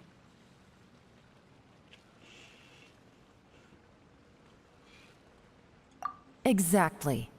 Jur-E, clever people can always come up with a good excuse.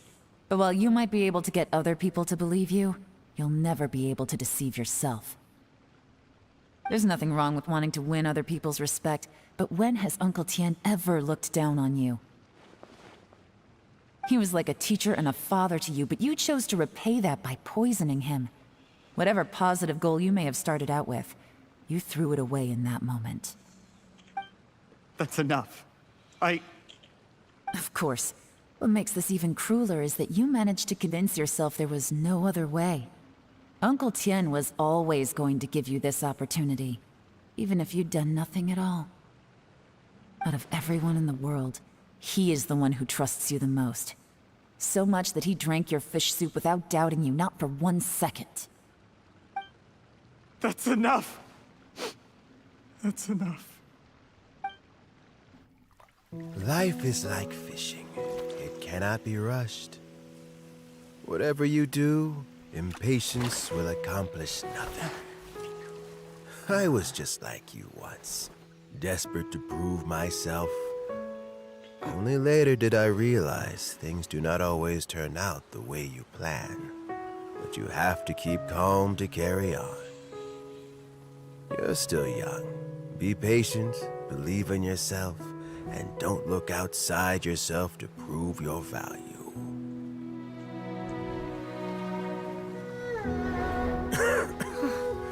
Where's Jur-E these days?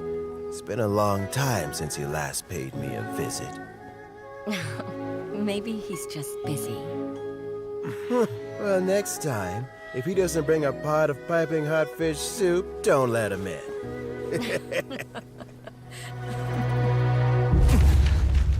Whatever you were thinking about, you'll have plenty of time to mull it over in prison. Oh, I almost forgot. If the Fatui find out what happened today, prison might not turn out to be the safest place for you. Trying to have friends on both sides, it has a way of turning everyone against you. But right now, I have an opportunity for you.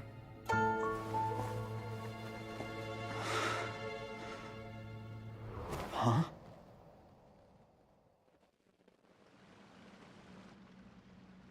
Sorry, things are about to get extremely busy for me.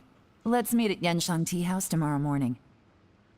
I'll have someone remove the explosives. Then, there's someone I have to go and see. Need our help with that? No, it could be dangerous. You should leave this one to the professionals. Don't worry.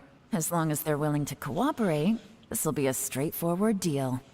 Get some rest. See you tomorrow.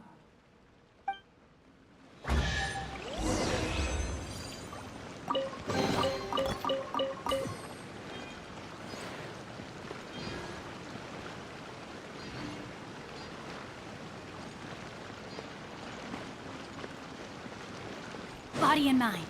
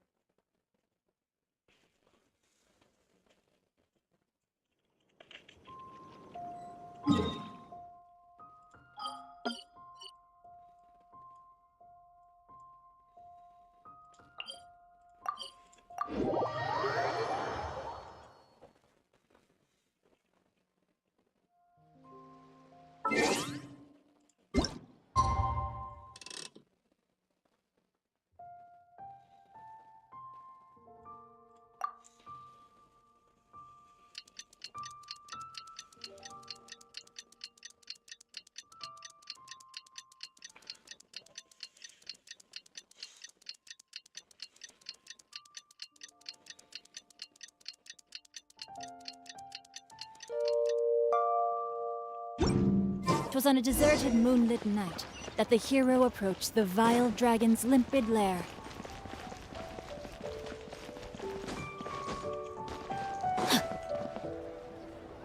There is now no poison left in his system, but recovery from the damage already done will not happen overnight. Dr. Baiju, is my father going to be... You needn't worry too much. Keep taking the prescribed medicine every day, and a full recovery will take at most 2 to 3 years. It's good we caught it in time. A few days later, and the toxin would have built up in the internal organs. At that point, things would have been much more serious. How did they successfully secure such a seldom-seen poison? It seems the Fatui are extremely resourceful. Unfortunately for them, they were up against us. Uncle Tien will be heading off now. Remember to get plenty of rest and avoid overexerting yourself while you're recovering. Don't worry, I will. Thank you very much.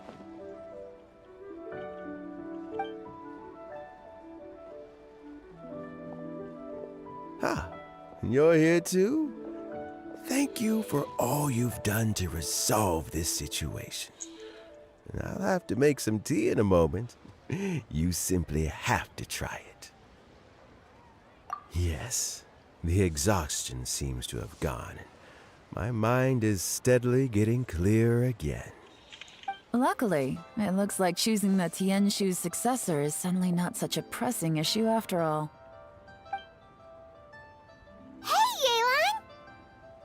My work is mostly wrapped up, so I thought I'd take a minute to check in here. The assessment process comes to an end here, Uncle Tien. In my opinion, Zhi is not suitable for the position. But Qianwei and Mingbo both have potential. You have my gratitude. People can change their loyalties easily. I've always known this. But whenever it happens, it's still a dismal experience. Is it just Paimon, or is Uncle Tien not that surprised? Don't underestimate Uncle Tien. He wouldn't have appointed me as assessment officer if he hadn't had his doubts about Zhi. Normally, the Yuehai Pavilion would be responsible for assessing the candidates. Isn't that right, Uncle Tien? Yes, to be quite honest, I wanted to trust him unreservedly. But I have to be responsible with the position of Tianshu. When I first met Zhi, I wondered if he had approached me with a hidden agenda. So I secretly investigated him. I concluded that he had no ulterior motives whatsoever. He just saw me as an ordinary fishing friend. In the end, even he changed. But when did it start? I never had any plans to recommend him directly, but I always intended to give him the chance to compete on a level playing field. Family background and fame mean everything to many people, but I don't attach great importance to them. I had no reputation to speak of when I first became Tianshu. I relied on Ganyu's assistance for all manner of things. What I really admired about Zhi was his intelligence and resilience. I have to admit, he's a smart guy, and very cautious. The intel suggests that the Fatui saw him as very low risk, but Zhi was still extremely careful with the poisoning. He chose that specific liquor from Xinyue Kiosk because the fiery flavor would mask the bitterness of the poison, and he chose to wait until the Fatui official was drunk and had his guard down before delivering it to him. He also installed a secret compartment in the wine pot he bought to hold the poison. As the amount of liquor went down, he'd shake the pot to release the poison from the compartment into the liquor. Afterwards, we also found he had an antidote on him. Had the Fatui official grown suspicious, Zhi would have drunk the poisoned wine himself, and then found an opportunity to take the antidote shortly afterwards. But that's still really dangerous. Yes. Had he drunk the poisonous wine, he still would have faced serious health consequences despite taking the antidote. He didn't hesitate to put himself in harm's way to achieve his goal. How is Jerry now? Well, I mean, he is sitting in a jail cell. Like Yanfei says, everyone who breaks the law has to pay the price. Still, he's cooperating. He didn't turn down my offer to strike a deal. I'll make sure there are plenty of guards around to keep him safe from anything the Fatui might be planning. A deal? Does this have to do with what you said to him when you arrested him? Yes, Juri's not the one I'm interested in. If he was as far as this went, I'd have handed the case off to my subordinates as soon as I realized. But once the Fatui became involved, things got a whole lot more interesting. I thought I might have the chance to catch a big fish. Well, did you? Almost. Unfortunately, it slipped off the hook at the last second. Uncle Tian, Yelan, what are you talking about? Paimon doesn't understand. Jur-E colluded with the Fatui to try and secure the position of Tianshu. Or, to put it the other way around, the Fatui made an attempt to interfere in the Tianshu selection process. With Yusupov in our hands, and a statement from Jur-E, we could afford to continue with a diplomatic offensive.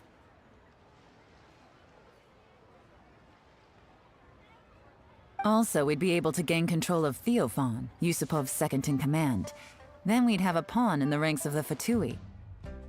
Pawns like this can be major assets. They open up all sorts of new options. Why else did you think I was investing so much time and effort into this case? So, okay, well, did your plan succeed? We got halfway. The first part went off without a hitch, and we passed all the information on to Lady Ningguang. But when we tried to make contact with Theophan, he was gone, along with all the evidence. The Fatui must be spying on us. Otherwise, they'd never been able to respond so quickly. I found out from other sources that the Harbinger Regrator got involved. The Fatui's main forces aren't concentrated here. Regrator was only treating this as a peripheral concern. It's a pity that Theophan got away, but knowing which Harbingers are still looking at Liyue is something. It gives me a starting point for my next mission. I have to ask, Yelan, do you have any desire to take over the position of Tianshu yourself? I remember you showed some interest a few days ago at Yenshang Tea House. In my estimation, you are more than competent. Oh, that. I was obviously joking. I prefer my current life. There's danger and there's excitement. Although it'd still be a behind-the-scenes role, as Tianshu, I wouldn't have the chance to get involved in anything truly clandestine or face any real danger. All right, I'm done here. Time for me to go. I'm heading off again in a few days, and I still have to prepare. Where are you off to this time? As you might have guessed, it's for me to know and you to find out. But I'm sure if you keep going as you are, getting yourselves involved in other people's business all the time, you're sure to get caught up in another misadventure before too long. Maybe I'll see you the next time danger beckons. Until then, keep your wits about you. A lot of people are watching you for a lot of reasons. If you have any more questions, just ask Uncle Tian. After the recent turn of events, I'd say he owes you one, wouldn't you?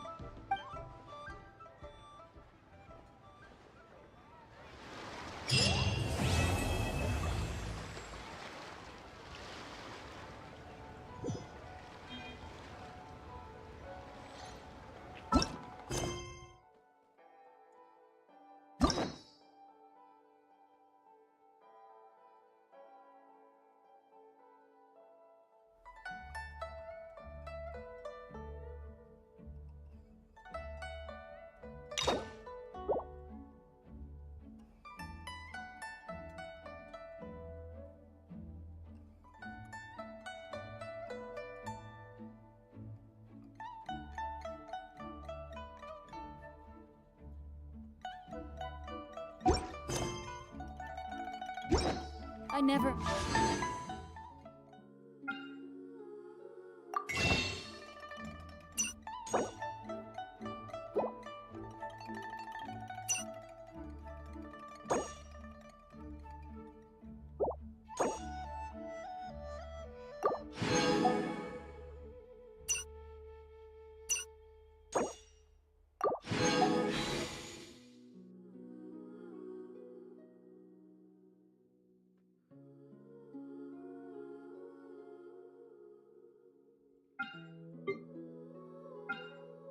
than a journey without a good book to accompany me.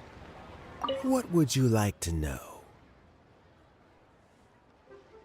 Something I've said to Jury, Qinwei, and Mingguo before is that while cunning and scheming are quite crucial, even more important than this is staying true to yourself. Jury and Ambassador Yusupov each saw each other as a means to an end. They thought that if they could just outsmart their opponent, they would emerge the final victor. And yet, in the eyes of Yelan and Regrator, they are but pawns in a much bigger game. Scheming is an endless endeavor. If you can't cope with it, you're better off staying out of it. Everyone has self-interest, but you cannot let it be your master. So, don't fight over fleeting gains and losses. Rather, focus on the direction your heart is leading you, and keep moving forward. What would you like to know?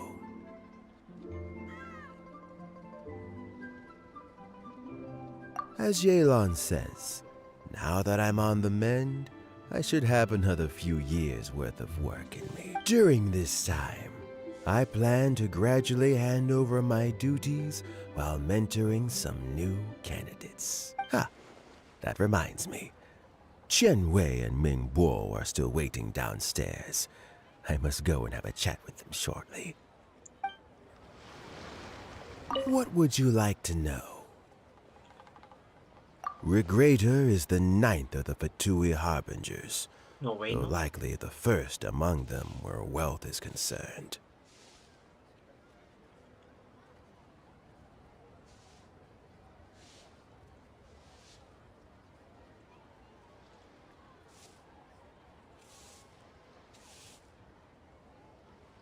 However, his wealth is not a mere question of how much more he has to his name. He has a very unique understanding of wealth, and what he's planning may very well shake the world to its core. Beyond that, I don't have a lot of information about him. If you need to know more in the future, you can ask Ningguang. What would you like to know?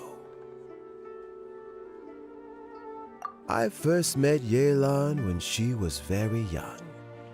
Even back then, she was extremely tough, and she kept her cards close to her chest. An old friend of mine once privately commented to me that Yelan is always smiling, but never with her eyes. She is a very dangerous person. Something of an exaggeration in my view. At least, I know she would never hurt the people she trusts. What would you like to know? Thanks to you and Yelan, everything turned out okay this time. You can always find me at the wharf if there's ever something else you'd like to discuss in the future.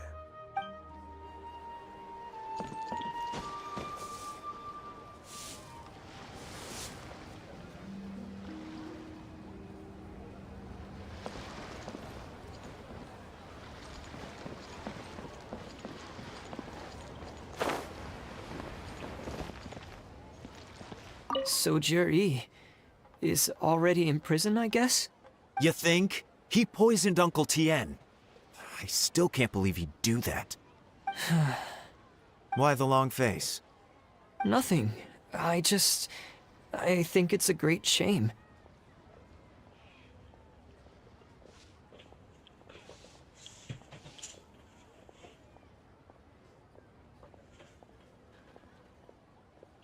I always thought he's very smart. If he became Tianshu, he'd be able to accomplish many things I could never hope to. Don't feel bad. I'll admit he was a strong contender, but give me 3 years and I'll overtake him. When I become Tianshu, I'll make you my deputy. Like the sound of that? Start by working on your temperamental issues. If you can't keep your cool, your work will suffer. Right now, you still have a long way to go before you'll be eligible to take the Tianshu position. I'll get there, one step at a time. And then, before you know it, there'll come a day when you won't be able to find a single flaw in me or my work. First things first, though. Let's go and talk to Uncle Tien.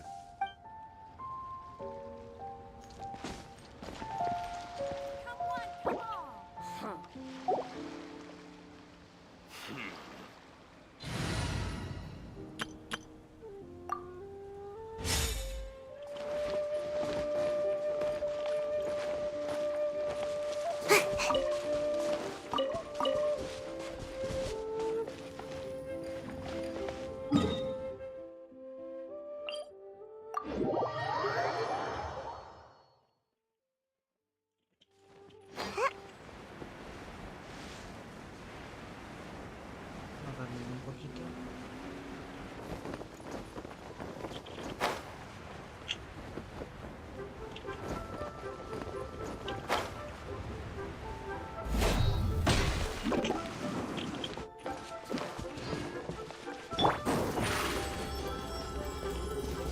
Over here!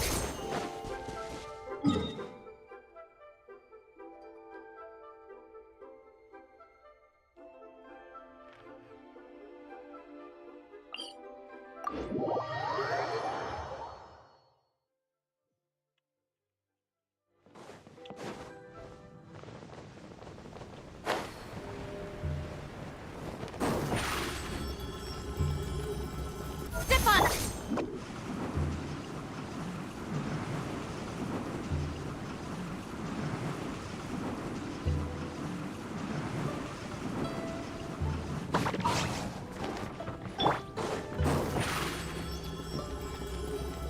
Surprise!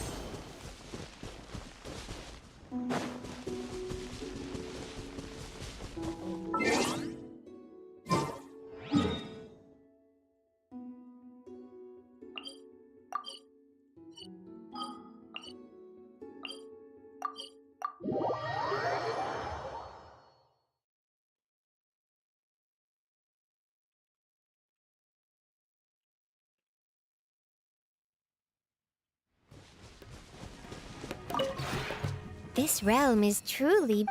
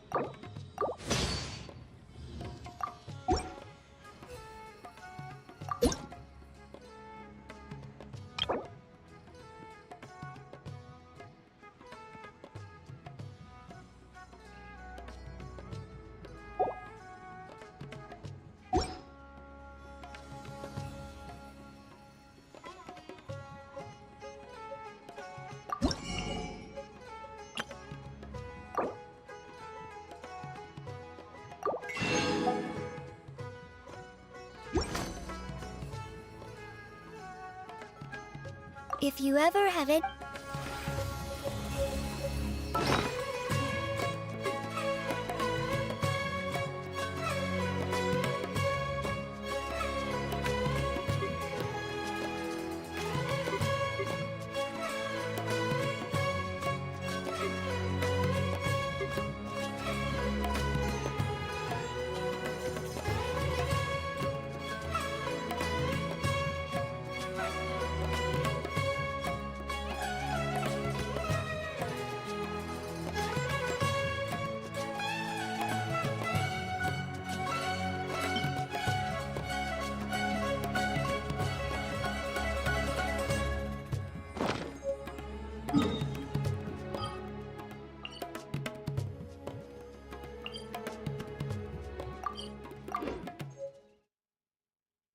Voy a dormir.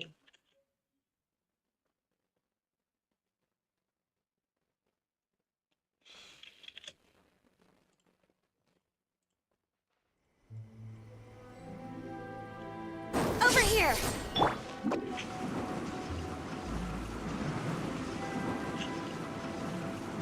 Can't catch me!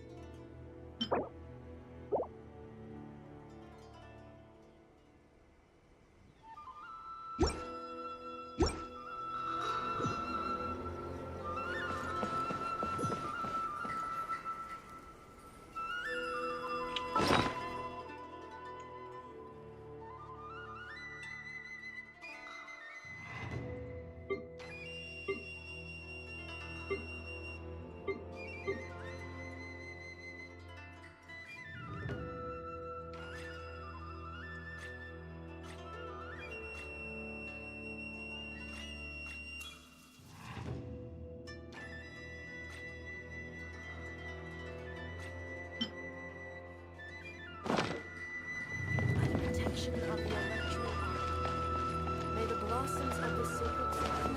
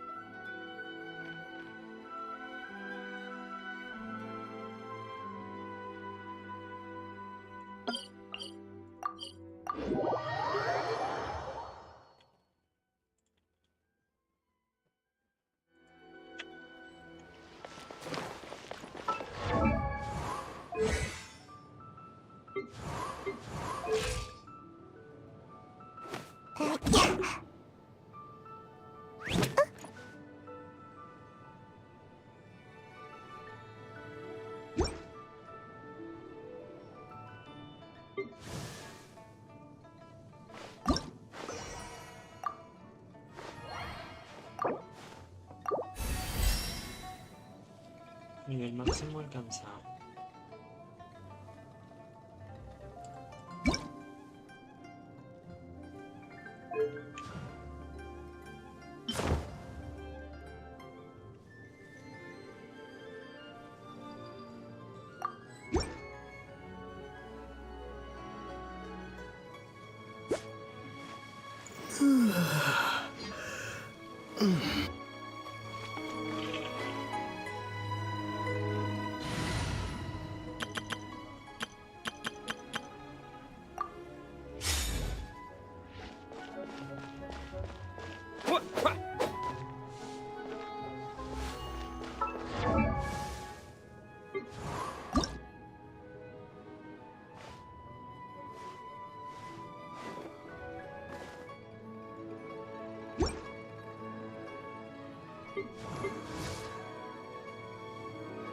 I create.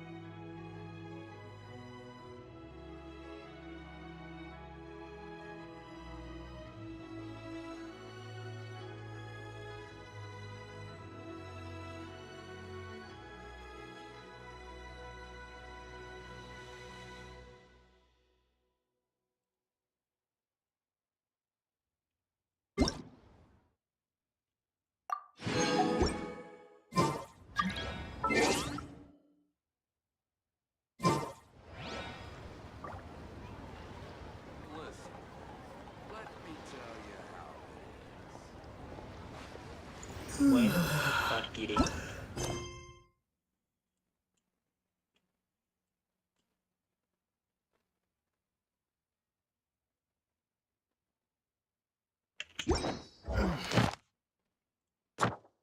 Los encargos empezarán a hacerse en Sumeru. Porque ya salimos de...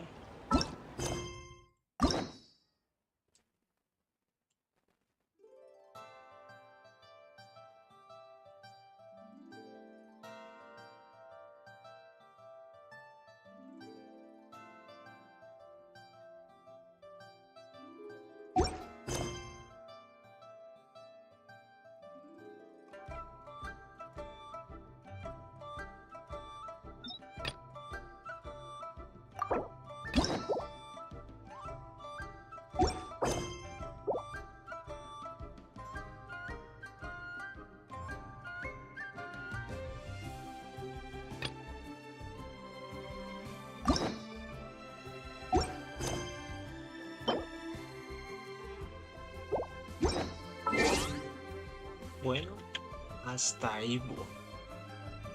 Hasta mañana.